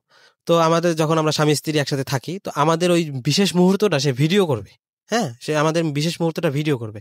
এটা কি তারই প্রপোজ আছে? হ্যাঁ, সে 2 দিন ধরে আমাকে ফোর্স করতেছে। আমি কেন, এগুলো কেন, তুমি কি চলে যাচ্ছ বা এরকম কিছু, কেন এগুলো কেন করবো, এগুলো কি দরকার আছে, এগুলো রিস্কি। তো তাকে ঠান্ডা করার জন্য আমার এটাও করতে হয়েছে। আচ্ছা, আমি সেই ভিডিওটা করি, তার কাছে ছিল ভিডিওটা। তো এরপরে পয়লা বৈশাখ আসে। পয়লা বৈশাখের দিন আমি কলা বাগানে যাই আমার হোটেল থেকে একটা স্পন্সরের জন্য। এই ভিডিওটা যে আপনি করে কার কাছে রাখলেন? ওর কাছেই ছিল। ওর সেলফোনে ছিল নাকি? ওর সেলফোনেই ছিল। ওকে, ওর সেলফোনেই ছিল। কেন করবে, কিসের জন্য করবে, এত কিছু বলেও নাই বা এত কিছু আমি জিজ্ঞাসা করি নাই। আচ্ছা ঠিক আছে, তুমি ভালো থাকবা তাহলে করো, তুমি ঠিক আছে করো, নো প্রবলেম, কর, ভালো থাকো, ঠান্ডা থাকো, ওকে, এই ব্যাপার আর কি। তো আমি কলা বাগানে যাই। তো পয়লা বৈশাখ, তো আমি আগে থেকে বাসায় একটা ইলিশ মাছ কিনে রেখে গেছি, যে তুমি এটা রান্না করবা। তোমার মানে বাসায় যাবে, ওদের বাসায় যাবে। আমি ওকে বললাম যে না, তুমি বাসায় যাবে না, আমি বিকেলে এসে তোমাকে নিয়ে ঘুরতে যাবো। ওকে, আমি তাড়াতাড়ি প্রোগ্রাম শেষ করে আমি চলে আসবো, বাসায় ঘুরতে যাবো। এরকম সে আমাকে 10টার সময় ফোন দিয়ে বলতেছে আমি আমার বাসায় চলে আসছি, আমি এটা খাইছি সেটা খাইছি, তো এরকম বলতেছে। প্রচন্ড রাগ হয় আমার, আমি তোমাকে নিষেধ করলাম তুমি তারপরে চলে গেলাম। মানে বিষয়টা হচ্ছে আমি তাকে যেটা নিষেধ করতেছি সে সেটা বেশি করে করতেছে। ওকে, ইভেন সে যে আমার বাসার পাশে প্রাইভেট পড়ে, সেখানে তার বাবা আমাকে কল করে এনে সে আলাদাভাবে সেই প্রাইভেটের ওখানে বসে কথা বলছে। ওকে, এখানে আমার একটা রেপুটেশন আছে আমার এলাকার মধ্যে, এই জিনিসগুলো আমি পরে জানতে পেরেছি। তো এরকম করে একদম লাস্ট মোমেন্টে গিয়ে কি হলো, এটা হচ্ছে 18 তারিখে আমার পরীক্ষা দিতে, আমি ওর পরীক্ষা দিয়ে আসতেছে, তো আমি হোটেলে চলে যাব 2টার সময়, 1:45 বেজে গেছে, সে এখন আসতেছে না। তো আমি তাকে ফোন দেই, ফোনটা ওয়েটিং পাই। তো ওয়েটিং পাওয়ার পরে আমি তাকে বাসায় আসার পরে বলতেছি তোমার ফোন ওয়েটিং ছিল, তুমি কোথায় কথা বলছো, আর এত লেট হইলো কেন, তোমার পরীক্ষা তো 1টার সময় শেষ, বাসায় আসতে সর্বোচ্চ 10 মিনিট সময় লাগে, তুমি এতক্ষণ বাইরে ছিলে কেন, বা এরকম কিছু। তো সে বলতেছে আমি আমার মায়ের সাথে কথা বলতেছিলাম। হ্যাঁ, তো আমি বললাম যে আমি তোমাকে বললাম যে কথা বলতে না, তুমি তারপরে কথা বলতেছো তাদের সাথে, তুমি পরে কথা বলতা, তুমি জানো যে আমি এখন হোটেলে যাব, তুমি এখনই কথা বলার কেন কি দরকার ছিল। তো এক কথা দুই কথা সে প্রচন্ড পরিমাণে ভায়োলেট হয়ে যায়। সে ওই আমার ফ্যামিলির দিকে ওই জিনিসটা টানে, এই যে বুঝতে পারছি তুমি বাসায় ছিলা, তোমার বোন তোমার কান ভাঙছে, রাইট রাইট, তোমার সন্দেহ করে যেটাকে, হ্যাঁ তোমার বাবা মা তোমাকে ফোন দিয়ে ইয়ে করছে, তুমি আসলে এগুলো করতেছো না, এরকম। তো এতটা ভায়োলেট হয়ে যায়, আশপাশের মানুষজন জড়ো হয়ে যায়। তো আমার বোন মাঝখানে চলে আসে থামানোর জন্য আর কি, সে Okay. সচরাচর আসে না। আমার বোন যখন আসছে, সে আমার বোনের উপর ক্ষিপ্র হয়েছে আরো বেশি। আমাদের স্বামী স্ত্রীর মধ্যে কথা হচ্ছে, আপনি কেন আসছেন? আচ্ছা, আপনাকে এখানে কে আসতে বলছে, আপনি আপনার কাজে যান, মানে এরকম মানে কথাবার্তা বলতেছে। তো এতটা ভায়োলেট হয়েছে, ওই প্রথম আমি তার গালে একটা চর মারি ওই দিন, বোনের সামনেই আমি তাকে একটা চর মারি, মানে তার সেন্সটা আউট হয়ে গেছে। চরটা জোরে মারি না, আস্তেই মেরেছি, বাট চর মেরেছি তাকে আমি। কিন্তু এরপরে আমি নিজে থেকে প্রচন্ড ছোট মনে হয়েছে যে আমি আমার ওয়াইফের গায়ে হাত তুললাম, আমি কোন সিচুয়েশনে চলে গেছি তাহলে। নিজেকে প্রচন্ড মানে একদম মাটির সাথে মিশে গেছি কিবরিয়া ভাই, প্রচন্ড কষ্ট পাইছি আমি নিজেও। তো এরপরে আমি ওকে আবার বুঝাই, মানে আমার বুঝাইতেই সময়গুলো পার হয়ে যাচ্ছে, আর আমি শুধু ওই হোটেল করতেছি, কোন দিকে সকাল হচ্ছে রাত হচ্ছে আমি কিছু টের পাচ্ছি না। আচ্ছা, এভাবে আমার দিন পার হচ্ছে। তো বুঝাই যে আমি ওকে রাইখা যাই বাসায়। তো ওই হোটেল থেকে আসার পরে আবার ওকে মানে জড়ায় ধরি, সরি বলি, এটা সেটা বলে, মানে পুরো কনভিন্সে আমি আসলে সরি, মানে প্রচন্ড ভাবে আমি তাকে ক্ষমা চাইছি ডাইরেক্টলি, যে আসলে আমার এটা ঠিক হয় নাই, এটা ভুল হয়ে গেছে। তো সে নর্মাল 21 তারিখে আমাদের বিয়ের 1 বছর 8 মাস। সেই দিন আমার বিয়ের যে চাদর ছিল, বাসর রাতের যে চাদর ছিল, সেই চাদরটা সে লাচ্ছে, এবং সে আমাকে বলতেছে প্রচন্ড জোরে বৃষ্টি হচ্ছে। হ্যাঁ, তো সে আমাকে বলছে যে সোহাগ, কে যেন মারা গেছে, দেখো আকাশটা কিভাবে কাঁদছে। কি বলতেছো এগুলা, তুমি কি মানে কি কবি হয়ে যাচ্ছ নাকি, এরকম কিছু লেখালেখি করো নাকি? না আমি সত্যি বলছি, তুমি দেখো, মানে সে আমাকে ইঙ্গিত দিচ্ছে। হ্যাঁ, এরকম। তো সে আমাকে কিছু কিছু কথা বলছে এর আগে, যে সোহাগ তোমার প্রচন্ড আবেগ, এত আবেগ দিয়ে জীবন চলে না, তুমি বাস্তবে আসো, বাস্তব ছাড়া জীবন চলে না। হ্যাঁ, এত আবেগ ভালো না, এবং ভালোবাসা প্রতিস্থাপিত না হলে ভালোবাসার মানুষকে ভোলা যায় না, এরকম কিছু কথাবার্তা বলতো আর কি আমাকে। আমি জিনিসগুলো আর কি উড়িয়ে দিতাম, কিন্তু এই কথাগুলোই যদি আমি ধরতাম তাহলে কিন্তু আমি আগে থেকেই বুঝতে পারতাম, সে কিন্তু ইঙ্গিত দিত আমাকে অনেক কিছুর। সে আমাকে প্রচন্ড ভালোবাসতো কিবরিয়া ভাই, যা বলার বাইরে আর কি। বিয়ের আগে যতটা না ভালোবাসতো, বিয়ের পর আমাদের ভালোবাসাটা আরো বেশি বাড়ে, মানে এতটা ভালোবাসে যে একদম বলার বাইরে আর কি। একটা মানুষ কিভাবে এতটা ভালোবাসতে পারে একজন আরেকজনকে, আমিও তাকে প্রচন্ড ভালোবাসতাম, বা স্টিল এখনো বাসি। তো এরপরে 23 তারিখে আর কি আমার মানে উকিল বাপ ছিল আর কি, হ্যাঁ, সে ইতালিতে চলে যাবে। তো ওই দিনের লাস্ট ডেট, আমাদের কোর্ট ম্যারেজ করার লাস্ট ডেট ছিল ওই দিন। তো সে ওই দিন পর্যন্ত আর কি ওয়েট করছে আমার জন্য, এই জিনিসটা আমি বুঝতে পারিনি। সে 23 তারিখে রাতের বেলা আমাকে মানে শুতে গেছি, সে বলতেছে সকালবেলা তাড়াতাড়ি ঘুম থেকে উঠবা। কেন উঠবো? আমি চলে যাব। কেন চলে যাবো তুমি? সারা রাত আমি তাকে বুঝাইতে এরপরে সে ঘুমায় যায়। এরপরে সে মানে আমাকে রাতের বেলা ঘুম থেকে জেগে উঠায়, 2:30-3টা বাজে, তখন আমাকে রাতের বেলা ঘুম থেকে জাগিয়ে উঠায়। একদম নর্মাল, সে আমার সাথে মানে ফিজিক্যালি কাছে আসে, এবং সে একটা কথা বলে যে আর তো পাবা না, এই ধরনের কথাবার্তা বলে। হ্যাঁ, আর তো পাবা না, তো এই কথাটা বলে। তো এরপরে মানে আমি এতটাই মানে সিক হয়ে যাই, মানে নাইট করতে টানা 10 দিন 15 দিন নাইট করতে একটা মানুষের অবস্থা কি হতে পারে আপনি অবশ্যই ফিল করতে পারবেন। জি। তো এই অবস্থাতে তো আমি কথাগুলো মানে ঝালানোর ওরকম টাইম পাই না আর কি। ও একটা কথা স্কিপ করে গেছি, যখন ও আমার বাসায় আসলো তখন আমি ওই ছেলেটার কথা জিজ্ঞেস করলাম যে তুমি 1.5 বছর পরে আবার কেন ওর সাথে তুমি সম্পর্ক করলা, ওর ছবিতে তুমি লাভ রিয়েক্ট দিলা। তো তার চেহারাটা আবার সেই ফ্যাকাশ হয়ে গেল, সেই 1.5 বছর আগের ফ্ল্যাশব্যাক। তখন বলতেছে কিভাবে কি হয়ে গেল, আমি কিছু জানি না, কোনো কিছু না, এটা সেটা, মানে এরকম সে মানে বলে আবার সরি বলতেছে, এই সেই আমি বুঝতে পারিনি এরকম। তো আমি অতটা গুরুত্ব দিই নাই, যাক বিভিন্ন টেনশন নিয়ে আমি পারি না, তো অতটা গুরুত্ব দিই নাই। তো 23 তারিখে সকালবেলা হয়েছে কিবরিয়া ভাই, আমি সকালবেলা হয়েছে পরে সে চলে যাবে, আমি তাকে প্রচন্ড ভাবে বুঝাইতেছি। হ্যাঁ, বুঝাইতে আমি এক পর্যায়ে কান্না করতে থাকি। কান্না করতে করতে আমার মানে একদম শরীরটা একদম শক্ত হয়ে যায়। সে আমাকে প্রচন্ড জোরে জড়িয়ে ধরে, তুমি কান্না করো না, এটা সেটা হ্যান ত্যান এরকম ভাবে বলতেছে। মানুষ কিন্তু and she decided to leave you, right? হ্যাঁ, মানে সে চলে যাবে। ultimately সে চলে যেতে চলে যাচ্ছে যেতে চাচ্ছে, এবং সে আর নিতে পারতেছে না, বা somehow সে চলে যাবে। she is not okay with you. হ্যাঁ। Okay. তো এরপরে মানে মানুষ কিন্তু কষ্ট ব্যথা পেলে কাঁদে না, যখন সে নিজের সাথে হেরে যায় তখনই কিন্তু মানুষটা কাঁদে। আমি তাকে বুঝাতে বুঝাতে এতটাই হেরে গেলাম, আমার কান্না ছাড়া কিছু করার ছিল না। সে আমার চোখ মুছে দিচ্ছে, বারবার বুকে জড়িয়ে নিচ্ছে, তুমি কান্না করো না, এটা সেটা, তুমি কান্না করলে আমার কষ্ট হয়, এরকম কিছু কথাবার্তা বলতেছে। তো বুঝাতে বুঝাতে সে 9টা থেকে 1টা বেজে গেল, আমার হোটেলের টাইম হয়ে গেছে, আমি চলে যাব। তো আমি গোসল করে আসলাম, চোখটা প্রচন্ড ব্যথা করতেছে। তো সে আমাকে জড়িয়ে ধরলো এবং সে আমাকে একটা কথা বলতেছে, তুমি তো সাইন করলা না, কান্নাকাটি করে লাভ নাই, সাইন করলে আমি থাকতাম, সাইন করলাম না আমি থাকবো না। আমি বললাম সাইনটাই কি সব? আমি তো বলছি করবো, তুমি একটু সময় নাও, দুজনের মধ্যে আন্ডারস্ট্যান্ডিংটা হোক, আমি করবো না কেন? এই কথাগুলো বলতেছি। তো সে তার কথাই মানে বলবৎ রাখতেছে, আমাকে জড়িয়ে ধরলো এবং সে বলতেছে আমার কাবিনের টাকাটা কিন্তু তাহলে তোমার দিয়ে দেওয়া উচিত। কত টাকা ছিল কাবিনের জন্য? সেটা 2 লাখ টাকা ছিল। ওকে। আমার কাবিনের টাকাটা তোমার দিয়ে দেওয়া উচিত। আমি বললাম কি তুমি পাগল হয়েছো, এসব কথা কি বলতেছো তুমি, কই যাইতেছো? ইভেন আমার ব্যাংক অ্যাকাউন্ট, আমার ডেবিট কার্ড, ক্রেডিট কার্ডের পাসওয়ার্ড, ইভেন আমার যে লিকুইড মানি, সবকিছুই কিন্তু তার কাছে ছিল। আমি কোনো দিক থেকে তাকে ছোট করতে চাই নাই, যে তোমার হাজবেন্ড যে চাকরি করুক না কেন তুমি কখনো ছোট ফিল করো না নিজেকে, তুমি সবসময় নিজের দিক থেকে খুব প্রাউড ফিল করো, তোমার সবকিছু আছে, এরকম একটা জিনিসের জন্য আর কি তাকে সবকিছু আমি ইয়ে করি। তো এরপরে যখন আমি আমার যুক্তি দিয়ে তাকে কথাগুলো বলি, একটা লাস্ট টাইম সে আমাকে একটা কথা বলে, তুমি কি তাহলে আমাকে ফ্রি ইউজ করলা? তো বিরতি নেবো আরেকটি প্রিয় শ্রোতা। স্বামী স্ত্রীর কথোপকথনের বিষয়গুলো না আপনার হয়তো অনেক কষ্ট লেগেছে বলে আপনি আজকে এখানে বলছেন, বাট এই ধরনের কথোপকথন অনেক সময় হয়, এর চেয়েও হার্ড টাইপের কথোপকথন হয়। বাট মানে লেসনটা আলটিমেটলি কি, মানে মেসেজটা আলটিমেটলি কি? আমরা যেহেতু অল্প সময় পেয়েছি, আর আমরা একদম শেষের দিকে এসে আমরা এই বিষয়টা নিয়ে কথাবার্তা বলবো, এবং আমি খুব হ্যাপি হব যদি আমি দেখি মানে এরকম একটা সুযোগ থাকে যে এরকম হাজব্যান্ড এন্ড ওয়াইফের মধ্যে এরকম ঝগড়াঝাটি চলছে and they come to us, এবং কিংবা ওভারকাম করে গিয়েছে কিংবা খুব ওইরকম একটা সিচুয়েশনে আছে, তাহলে তাদেরকে মুখোমুখি করিয়ে দিয়ে নাম পরিচয় গোপন রেখে পাশাপাশি বসিয়ে আসলে অ্যাকচুয়াল সিচুয়েশনটা কি সেটা বলে কোন একটা সমাধান বের করা যায় কিনা। I am not guru and I am not advisor, আমি অবশ্যই আপনাদেরকে বলবো যে আমি আসলে সমাধান করার মতো কেউ না।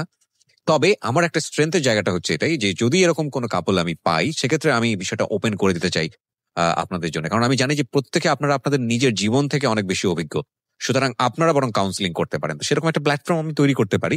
I am waiting for this couple actually. আজকে এখানে সিঙ্গেলি একজন এসছেন, খুব ভালো হতো যদি কবিতাও থাকতো, তাহলে হয়তো এই বিষয়টা নিয়ে আমরা কথা বললে আরো ইন ডিটেলে যেতে পারতাম। সোহাগ, তারপর কি হলো? তো এরপরে সে চলে যাবে। তো আমি হোটেল থেকে বের হয়ে দেখলাম আমার ফোনে একটা মেসেজ আসছে রাতের বেলা, সে চলে গেছে, সেখানে লেখা ছিল আমাদের সবকিছু শেষ, এরকম কিছু একটা চিঠি লিখে গেছে আমার জন্য। বাসায় এসে সেই চিঠিটা দেখলাম, সেখানে আমার সে গুড উইশ করে গেছে আমার জন্য, সে আমাকে প্রচন্ড ভালোবাসবে সারা জীবন, এরকম এক্সেট্রা কিছু কথা লেখা ছিল, যেখানে আমার কোনো দোষ নাই, এরকম কিছুই লেখা সেই চিঠিটার মধ্যে। জি। তো সে চলে গেল এবং আমার সাথে যা যা প্রয়োজনে ছিল, জামা কাপড় যা কিছু ছিল সবকিছু নিয়েই সে চলে গেল। আচ্ছা। এবং পরে জানতে পারি যে তার বাবা মা এসে নাকি আমার বাসা থেকে ওকে নিয়ে গেছে, বাসা থেকে। আচ্ছা, ওকে। আমার অবর্তমানেই। তো এরপরে সেদিন রাতের বেলা আমাকে সে ফোন দেয়, সারা রাত আমার সাথে কথা বলে, সে আমাকে অনেক বুঝায়। তো আমি বললাম যে তুমি কেন গেলা, তুমি তো থেকে যেতে পারতা, এই সেই, তুমি পাগলামি করো না, কোনো ডিভোর্সের মধ্যে যাও না, এটা সমাধান হবে। প্রচন্ড রিকোয়েস্ট করি, সে বলে জানি না আমি কি করবো, এই সেই। তো এরকম ভাবে আর কি ইয়ে হলো। তো আমি বললাম যে ঠিক আছে তুমি তাহলে ফোন দিও, কথা বলি আমার সাথে। ওইটাই আমার সাথে লাস্ট কথা। এরপরে ওই নাম্বারটা বন্ধ, তার ফেসবুক থেকে আমাকে ব্লক, সবকিছু থেকে আমাকে ব্লক। তো এরপরে আমি প্রচন্ড ভাবে চেষ্টা করি ওদের সাথে যোগাযোগ করার, ওর সাথে যোগাযোগ করার। আমি বিভিন্ন আইডি দিয়ে ওকে নক করি, সবগুলো ব্লক করে দেয়। বিভিন্ন নাম্বার থেকে ওকে ফোন দেয়, সেই নাম্বারগুলো ব্লক করে দেয়। ওর বাবা মার সাথে আমার বাবা মা কথা বলতে চায়, সেখানেও কোনো রেসপন্স হয় না তাদের। প্রথমে কথা বলছে যে আমার মেয়েকে নির্যাতন করছে, আমার শ্বশুরের ভাষ্য হচ্ছে এটা, আমার মেয়েকে নির্যাতন করছে। তো আমি আমার শ্বশুরকে বলি ঠিক আছে, আমি যদি নির্যাতন করে থাকি আপনারা আমাকে নিয়ে বসেন, হ্যাঁ আপনি থানা পুলিশ করেন, কোনো সমস্যা নাই। আমি যদি ওর শরীরে যদি একটা নখের আঁচড় থাকে তাহলে আমি যে কোনো শাস্তি মাথা পেতে নেবো, কোনো সমস্যা নেই। আমি তাদের ওয়েলকাম করছি। বাট এরপরে তারা ওই জিনিসটা এড়িয়ে গিয়ে তাদের লাস্ট ফিনিশিং কথা হচ্ছে মেয়ে সংসার করতে চায় না, এখানে জোর করে তার কিছু করানো যাবে না, মেয়ে সংসার করতে চায় না, এখানে কিছু করার নাই, এটা হচ্ছে লাস্ট কথা তাদের। তো আমি তাদের সাথে বিভিন্নভাবে যোগাযোগ করার চেষ্টা করি। এরপরে আমাকে সে একটা ডিভোর্স লেটার দিয়ে যায়, ডিভোর্স লেটার পাঠিয়ে দেয়। এবং এটা কিন্তু কোনো সিটি কর্পোরেশনের মাধ্যমে আসে নাই, তার বাবা হাতে করে নিয়ে আসছে, সরাসরি হাতে দিয়ে গেছে। এটার একটা কারণ আছে, আমি ওর কলেজে গিয়েছিলাম, ওর পরীক্ষা ছিল, আমি কলেজে গিয়েছিলাম, কলেজে গিয়ে ওর সাথে কথা বলার চেষ্টা করেছি। ওর একটা নুপুর ছিল, সেই নুপুরটা দিতে গিয়েছে ওকে, বাট সেই নুপুরটা আমার গায়ে ছুঁড়ে মেরেছে 2 বার। আচ্ছা। তো এরপরে আমি ওখান থেকে চলে আসছি, এরপর নিচে নেমে দেখি আমার শ্বশুর দাঁড়িয়ে আছে নিচে। তো আমি বললাম যে বাবা আপনি এখানে, তো তুমি এখানে কেন আসছো, এখান থেকে চলে যাও, তুমি ওকে ডিস্টার্ব করতে আসছো, এখানে ছেলেপান বলা আছে, ফোন দিলে চলে আসবে, মানে এরকম একটা থ্রেট আমাকে। এরপরের দিনই আমাকে একটা ডিভোর্স লেটার আমাকে দিয়ে যায় ওর বাবা। তো জিনিসটা মেনে নিতে পারি না, যে কবিতা কাজটা করতেই পারে না কোনোদিন। তো এরপরে এভাবে হয়, তো আমার এলাকার যে নেতা আছে ওনার কাছে যেতে বলে, তো ওখানে যাওয়ার পরে তাদেরকেও বিষয়গুলো বলে, এরকম ভাবে খুব খারাপভাবে প্রেজেন্টেশন করে। তারাও আমাকে মারার একটা মোটামুটি একটা সিস্টেম তৈরি করে ফেলে আর কি। পরে যখন আমার বাবার সাথে গেছি, বাবাকে চিনে, তো এই হচ্ছে ঘটনা। তাহলে তাদের কথা হচ্ছে হাজবেন্ড আবার ওয়াইফকে ডিস্টার্ব করে কিভাবে, জি, এইভাবে গিয়ে বলছে আর কি তাদের কাছে কথাগুলো। তো তারা মিউচুয়াল করার চেষ্টা করছে। লাস্ট টাইম তারা বলছে যে না, আসলে আমরা কথা বলে দেখছি, ওরা আসলে চায় না, মিউচুয়াল হতে চায় না। আচ্ছা, তো আমি বিভিন্নভাবে বিভিন্ন মহল থেকে নক করছি, ফেসবুকে নক করছি, আমার ফ্যামিলি দিয়ে নক করছি। তো এটা লাস্ট টাইম তাদের কিছু ফার্নিচার গুলো যে আমাকে দিয়েছিল সেগুলো নিবে আর কি। ওকে, এগুলো নেওয়ার জন্য বেশ ফোন দিতেছে আমার বাবাকে। তো আমার বাবা বলছে যে নিলেই তো নিয়ে গেলেন, মানে আমার বাবার কথা হচ্ছে এগুলো রাখলেই তো সম্পর্কটা থাকতেছে, নিয়ে গেলে তো সম্পর্ক থাকবে না, জি, যতদিন রেখে আর কি আটকানো যায়। তো আমার বাবা বলতেছে আমার বোর মাথা ঠান্ডা হলে চলে আসবে, এরকম আমরা কথা বলে সেই আমরা বসি একসাথে, তাদের মধ্যে কোনো রেসপন্স নাই, না কোনো বসাবসি নেই, কিসের বসাবসি, মেয়ে সংসার করবে না, তার কোনো কথাই থাকে না। আচ্ছা, তো এই হলো তাদের এন্ড অফ দ্য ফিনিশিং কথা আর কি। ওকে। তো এরপরে আমি যতবার চেষ্টা করি কথা বলার, আমাকে বিভিন্নভাবে তারা লাঞ্ছিত করে, বিভিন্নভাবে অপমানিত করে। আমি বারবার চেষ্টা করি, যেহেতু 3 মাস একটা সময় থাকে, সেই 3 মাসে আমি অনেক চেষ্টা করি। তো একটা লাস্ট টাইম আমি রোজার মাসে যাই ওদের বাসায় ইফতারির আগ মুহূর্তে, যে ইফতারির আগ মুহূর্তে একটা ভিখারি গেলেও তো বাসা থেকে তাড়িয়ে দেয় না। আপনি এটা প্ল্যানটা করেই যান? হ্যাঁ, একটু সফট কর্নার নিতে গিয়েছি। ওকে। তো আমি সেদিন রোজা রেখে কিবরিয়া ভাই, আমি পুরো রমজান মাসে 30টা রোজা রেখেছি, নামাজ পড়েছি, তারাবির নামাজ পড়েছি, সবকিছু করেছি। আল্লাহকে বলছি আল্লাহ তুমি আমার সংসারটা ঠিক করে দাও, মানুষ বিয়ে একবারই করে, তুমি আমার সংসারটা ঠিক করে দাও, আর কিছু চাই না। আমি আল্লাহর কাছে এইভাবে কান্নাকাটি করছি, তাহাজ্জুদের নামাজ পড়ছি, সবকিছু করছি একেবারে। তো এরপরে আমি সেই সফট কর্নারটা নিতে রোজার মধ্যে যাই, রোজা রেখে। বাট সেদিন আমার সাথে কেচি গেট লাগিয়ে দেয়, বলে তারা বাসায় কেউ নাই, এই সময় ইফতারি আজান দেয়।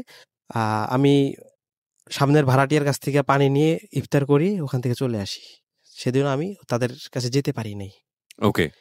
তো মানে আমার কথা হচ্ছে কি, আমি কোনো কিছু বাদ রাখি নাই। তো তাতে আমার সংসার টিকানোর জন্য, আমার ফ্যামিলিটাকে আবার সম্পর্ক ঠিক করার জন্য, তার আত্মীয় স্বজন থেকে শুরু করে সবার হাতে পায়ে ধরছি, সবকিছু করছি। আর ওদিকে কবিতা ওদের বাসায় গিয়ে সে তার লাইফটাকে পুরো চেঞ্জ করে ফেলছে। সে মানে এমন একটা অ্যাটিটিউড নিয়ে সে চলাফেরা করতেছে, সে ফেসবুকে যাচ্ছে, সে ইয়া করতেছে। তখন আমার ডিভোর্স হয় নাই, মানে সে জাস্ট নোটিস করছে, সে তার পুরো বেশ চেঞ্জ করে ফেলছে। সে বোরকা হিজাব পরতো, সেগুলো বাদ দিয়ে সে একদম পুরো মডার্ন হয়ে গেছে। সে টাইলস পরতেছে, সে টপস পরতেছে, এইভাবে সে বিভিন্ন জায়গায় বের হচ্ছে। আপনাকে তো ডিভোর্স দিয়ে দিয়েছে, তারপর সে ডিভোর্স লেটারটা পাঠিয়েছে, বাট ডিভোর্সটা এখন পর্যন্ত হয় নাই। 3 মাস লাগে, 3 মাস লাগে সময়টা। এই 3 মাস আমি আপ্রাণ চেষ্টা করেছি তাকে ফিরানোর জন্য। আচ্ছা। সে ফেসবুকে বিভিন্ন ছেলেদের সাথে কথা বলতেছে, সে ছেলেদের সাথে দেখা করতেছে, ইভেন তাদের সংসার হওয়ার কত বছর পরে ঘটনা এটা? এটা 1 বছর 8 মাস পরের ঘটনা। ওকে। তো এইভাবে তাদের সাথে দেখা করতেছে, সেইভাবেই তার লাইফটাকে লিড করতেছে। তার মধ্যে বিন্দু মাত্র ছিটাফোঁটা নাই যে তার মধ্যে এরকম একটা সম্পর্ক নষ্ট হয়েছে, তার একটা সংসার ভাঙছে। সে কোনো কিছু ফিল করতেই পারতেছে না। এগুলো আমি অন্য আইডি দিয়ে তাকে দেখতেছি, ফলো করতেছি, কি করতেছি, তার অ্যাক্টিভিটিস গুলো। তো এই কথাগুলো আমি আমার শাশুড়িকে জানানোর চেষ্টা করি। তো আমার শাশুড়ির কথা হচ্ছে আমার মেয়ে একটা না 10টার সাথে করবে, তোমার বলার কোনো কিছু নাই। স্টিল নাও সে আমার ওয়াইফ, এখন পর্যন্ত ডিভোর্স হয় নাই, তার জন্য আমি মাথাটা ঘামাচ্ছি। তো বারবার এরকম প্রতারিত, মানে অপমানিত হই। তার মামার কাছ থেকেও, তার মামাকে আমি ফোন দিয়ে বলি যে মামা আপনারা একটু দেখেন, কথা বইলা। প্রচন্ড ভাবে আমাকে অপমানিত করে, থ্রেট, মানে কথার আগে থ্রেট, তোমাকে অ্যাসাং করবো, ত্যাসাং করবো, দেখাই দেবো, এটা করবো। মানে প্রত্যেকটা ফ্যামিলি মেম্বার আপনার উপর খেপা ছিল। মানে আমি এইটাই বুঝতেছি না, শুধু ফ্যামিলি মেম্বার না, ওর যে কাছের বান্ধবীগুলো যারা আমাকে ভাইয়া ভাইয়া বলে একদম খুব কাছ থেকে ভাইয়া ভাইয়া বলে ইয়া করতো, তারাও আমাকে সবকিছু থেকে ব্লক মেরে দিয়েছে। মানে এটা নাকি একটা নিয়মই আছে, যদি সঙ্গিনী তোমার সাথে থাকতে না চায়, তার আশপাশে সবাই তোমাকে বিষিয়ে তুলবে, এরকম একটা ব্যাপার আছে নাকি। তো এইটাই হয়তো বা সে ফলো করছে। তো সবাই আমার কাছে কেমন আননোন হয়ে গেল, তো আমি কোনো কাছ থেকে কোনো রেসপন্স পাচ্ছি না।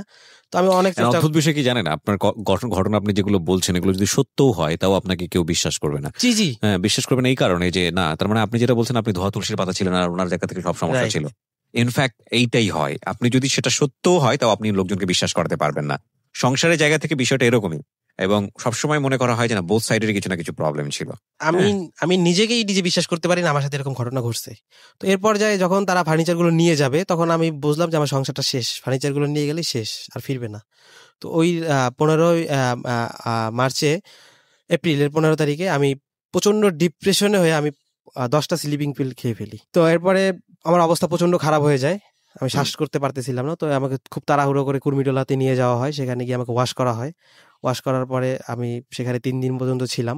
আমার অবস্থা খুবই লাস্ট স্টেজে চলে গিয়েছিল এবং ডক্টর বলছে এটার ইম্প্যাক্ট আপনার জীবনে সারা জীবনের জন্যই থাকবে, খুব খারাপ অবস্থা হয়ে গেছিল আপনার। তো 3 দিন পর্যন্ত আমি ওখানে ছিলাম, বাট তারা কোনো রেসপন্স করে নাই, তাদের কাছ থেকে আসে নাই। আমার যে এত ভালোবাসার ওয়াইফ, সেও একটা খবর নেয়, জাস্ট 15 ডেজ হয়েছে আমার কাছ থেকে সে চলে গেছে। এই স্লিপিং পিল খাওয়ার সময় এটা মনে করছিলেন যে যদি একটু হলেও সে নরম হয়, রাইট?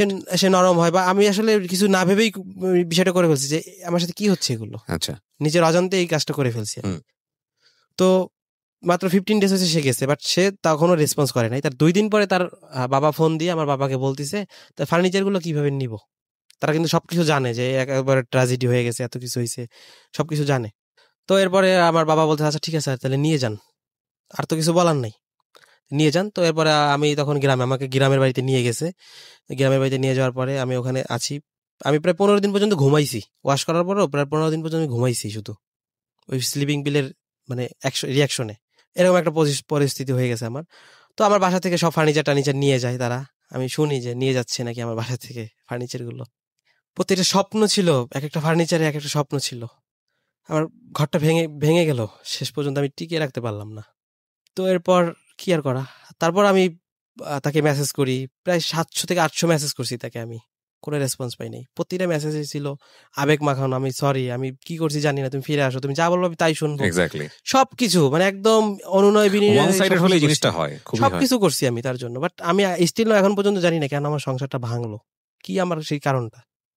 কত সম্পর্ক ভেঙে যায়, তারপরে তারা যোগাযোগ রাখে, বাট কথা আপনি বলে। আমাকে বলেন, মানে আপনার ওয়াইফের সংসার ভাঙার কারণ আপনি জানেন না? আমি স্টিল এখন পর্যন্ত জানি না, এবং তাদেরকে আমি বলছি, এবং আমি আমার কাকির কাছ থেকেও তাদেরকে ইনফরমেশন পাঠাইছি যে অন্তত আমাকে এটা বলুক যে আমার সংসারটা কেন ভাঙলো। তারা তাদের পক্ষ থেকে কোনো রেসপন্স নাই। তাদের কথা হচ্ছে মেয়ে সংসার করতে চায় না, সংসার করবে না, Fine. এইটুকু। এটা তো তাদের জায়গা থেকে পারফেক্ট একটা অ্যান্সার। এইটুকু। কিন্তু আপনার ওয়াইফ আপনার সাথে সম্পর্ক থাকাকালীন, সংসার করাকালীন কি এরকম কোনো ঘটনা ঘটিয়েছে যেটা আপনার কাছে সন্দেহ মনে হয়েছে? সন্দেহ কোনো ছেলের সঙ্গে কোনো স্ক্যান্ডাল বা না, এরকম কোনো কিছুই আমি আমার চোখে ধরা পড়েনি। বাট ওই যে বললাম যে লং টাইম সে রাতে কথা বলতো, ওই জিনিসগুলো আমি মাথায় নিতাম না। বাট কারণটা কি আমার সংসারটা ভাঙার, এই এই এই এই জিনিসটা আমি এখন পর্যন্ত খুঁজে পাই। তাহলে আমি মনে করি যে ফলটা বুঝতে না পারাটাই আপনার একটা বড় প্রবলেম। আপনি যাকে এতটা লাভ করেন, সে কেন চলে গেছে আপনার কাছ থেকে, সেটা আপনি ফলটা বুঝতে পারেননি। এটা না বুঝতে পারাটাই একটা বড় প্রবলেম। সো ও এমন কিছু চাইতো যেটা আপনার দ্বারা দেওয়া সম্ভব ছিল না। আর দ্বিতীয় কথা যেটা, সেটা হচ্ছে ওর যে চাওয়াটা সেটা অনেক বেশি অযৌক্তিক ছিল আপনার কাছে, হয়তো বা সেটাকে মনে হয়েছে। সবকিছু মিলিয়ে এটা একটা বড় প্রবলেম। আপনি যদি স্টিল তাকে লাভ করে থাকেন, আপনার স্যাক্রিফাইসিং লেভেলটা কি ছিল? আপনি কখনো তাকে এটা বলেছেন আমি বাবা মা ছেড়ে দিব, বোন ছেড়ে দেবো, শুধু তোমার সঙ্গে থাকবো, তাও তুমি ফিরে আসো, এই ধরনের কথা বলেছেন? হ্যাঁ, আমি তাকে এই কথাগুলো বলেছি। That is the emotional bogus number 1 ফালতু থিং। আপনার ওয়াইফের জায়গাটা থেকে আপনার দিকে স্পষ্টভাবেই অনেক অনেক প্রবলেম ছিল। যদি সে আজকের অনুষ্ঠানে আসতো, সে বলতে পারতো, যেগুলো হয়তো আপনি মোরাললেস জানেন। কিন্তু আপনার ক্ষেত্রে এই বিষয়টা কেন হচ্ছে, এটা হচ্ছে মূল জায়গাটা, যে আপনি এত বেশি ওকে দিতে যাচ্ছেন, সবকিছু ছেড়ে দিব, তারপরে পাশে দাঁড়াবা, তুমি এটা করবা, আমি তোমার জন্য পুরো দুনিয়াটা দিয়ে দিব। এটা কেন হয়েছে জানেন? আপনি যখন কোনো দিকে হাত বাড়াবেন, মানুষের মধ্যে এই প্রবণতাটা আছে, যার দিকে হাত বাড়াবেন সে যদি আপনাকে এই জিরো অ্যাক্টিভিটি দেখায়, আপনার তার প্রতি আকাঙ্ক্ষা তীব্র থেকে তীব্রতর হবে। আপনার ওয়াইফের ব্যাপারটা হচ্ছে এটাই। মেয়েটা আপনাকে ডিভোর্স দিয়ে দিয়েছে, কবিতা, এটা 3 মাস 13 দিন ক্রস করে গেছে। ওকে, তো আমার ডিভোর্সটা অ্যাক্টিভ হয়ে গেছে। সে আপনার ওয়াইফ নো মোর, সে আপনার ওয়াইফ না, বাট আপনি স্টিল তাকে লাভ করেন, রাইট? আপনি এখনো তাকে মিস করেন এবং তাকে আপনি এখনো চান। এখনো প্রত্যেকটা জায়গাতে, ইভেন আমি যে আজকে পাঞ্জাবিটা পরে আসছি, আমার যে কোটিটা, ওর দেয়া গিফট। ইভেন আমি যে জুতোটা পরে আসছি, সেই জুতার সোল কিন্তু শেষ হয়ে গেছে। This is your first love, right? Right. Okay, সেই সোল নষ্ট হয়ে গেছে, বাট ও আমাকে দিয়েছে, তার জন্য আমি এখন পর্যন্ত সেই জুতোটা পরি। এটা অতিরিক্ত ভালোবাসা না, এটা অতিরিক্ত বোকামো। যাই বলেন, ঠিকই। সো এগুলো নিয়ে আসলে অনেক কথা হয়ে গেল। শেষের দিকে এসে আমরা শুধু একটা জিনিসই বলতে চাই, সেটা হচ্ছে যে মানুষটা আপনার কাছে থাকতে চায় না, তাকে কোনোভাবেই ইমোশনালি ব্ল্যাকমেইল করেন না। If you love him or her, let her go. এটা আমার কথা না, এটা অনেক অনেক বড় একটা মানুষের কথা। ভালো যদি বাসো তাহলে ছেড়ে দাও, জোর করে কাছে রেখো না। এবং এটাই হওয়া উচিত। আপনি শুরু থেকে দেখেন, আপনি লাভ করেছেন মেয়েটাকে, একদম শুরু থেকে আমার কাছে মনে হচ্ছে আপনি তাকে বাধ্য করেছেন। প্রথম দিন থেকে আপনি ধরা পড়ছে তার মধ্যে উল্টাপাল্টা এই ধরনের কাজ করে, ধাম করে বিয়ে করে ফেলছেন। দ্যাট ইজ বিগ মানে এইটাই আমার জীবনে সবচেয়ে বড় ভুল আমি এখন ফিল করি। তখন যদি আমি না, আর অনেকগুলো ভুল, তখন যদি আমি নিজেকে স্যাক্রিফাইস না করে, সে তার জায়গায় 100% তার মতোই ছিল। আপনি বিভিন্ন ফল পেয়েছেন, আপনি ওকে ঠিক আছে, কোনো সমস্যা হবে না, ওকে ঠিক আছে, কোনো সমস্যা হবে না। আপনি একটা ফল্ট দেখছেন, আপনার উচিত ছিল বিয়েটা আরো ডিলে করা, জি। আপনি ধাম করে বিয়ে করে শুধু ফেলছেন। শুধু ডিলে না, আমার তখন উচিত ছিল যে ঠিক আছে তুমি তোমার মতো থাকো তাহলে। না, নট লাইক, এটা এক্সট্রিম ডিসিশন হয়ে গেল। আপনি ইমোশনাল জায়গা থেকে পুরো জায়গাটাকে বিচার করতেছেন, লজিকের জায়গাটায় আসেন, যেটা আপনাকে সারা জীবন রান করবে। ওকে, Right. সো প্রিয় শ্রোতা, আমরা আজকে এখানেই শেষ করতে চাই। শেষ করার আগে প্রিয় শ্রোতা একটা কথাই বলবো, আমি আসলে এরকম একটা কাপল চাচ্ছি। আপনারা যদি মনে করেন যে না, কোনো কাপল, হাজবেন্ড অ্যান্ড ওয়াইফ, যে যাদের মধ্যে সংসারের এরকম একটা অবস্থা চলছে এবং সংসারটা ভাঙার পর্যায়ে চলে গেছে, অনেকদিন যাবত সেপারেশনে আছেন, বাট আপনারা সিদ্ধান্ত নিতে পারছেন আসলে কি করা উচিত। আপনারা যদি মনে করেন যে না, আপনাদের স্টোরিটা এখানে বললে, নামে বা ছদ্মনামে বেনামে পরিচয় গোপন রাখলে আর অন্যান্য কাপল যারা আছে তাদের জন্য অনেক উপকার হবে, তাহলে আপনারা আসতে পারেন আমার এই জীবন গল্প অনুষ্ঠানে। আমি একটু আপনাদের মুখোমুখি বসিয়ে কথা শুনতে চাই। আমি খুবই এগারলি ওয়েট করব আপনাদের জন্য। সো ফোন নাম্বারটি হচ্ছে 09-611-904-904। আমি আবারও বলছি 09-611-904-904। আজকের এই জীবন গল্প, আমি এরকম একটা জীবন গল্প চাচ্ছি, সেটার প্রিভিউ মাত্র। এবং একই সাথে আজকের এই জীবন গল্প প্রত্যেকটি কাপলের জন্যই আমার কাছে মনে হয় যে ইন্সপিরেশনের জায়গা থেকে এরকম। Please come to my show, let's sit and let's talk about your problems. আমার মনে হয় এখানে অনেকেই আপনাদেরকে অনেক বেটার হেল্প দিতে পারবে। ওকে, আজকের মতো শেষ করছি। অনেক ভালো থাকুন সবাই, নিরাপদে থাকুন, জীবনটাকে সুন্দর করুন, কারণ লাইফ ইজ ওয়ান টাইম। শুভরাত্রি।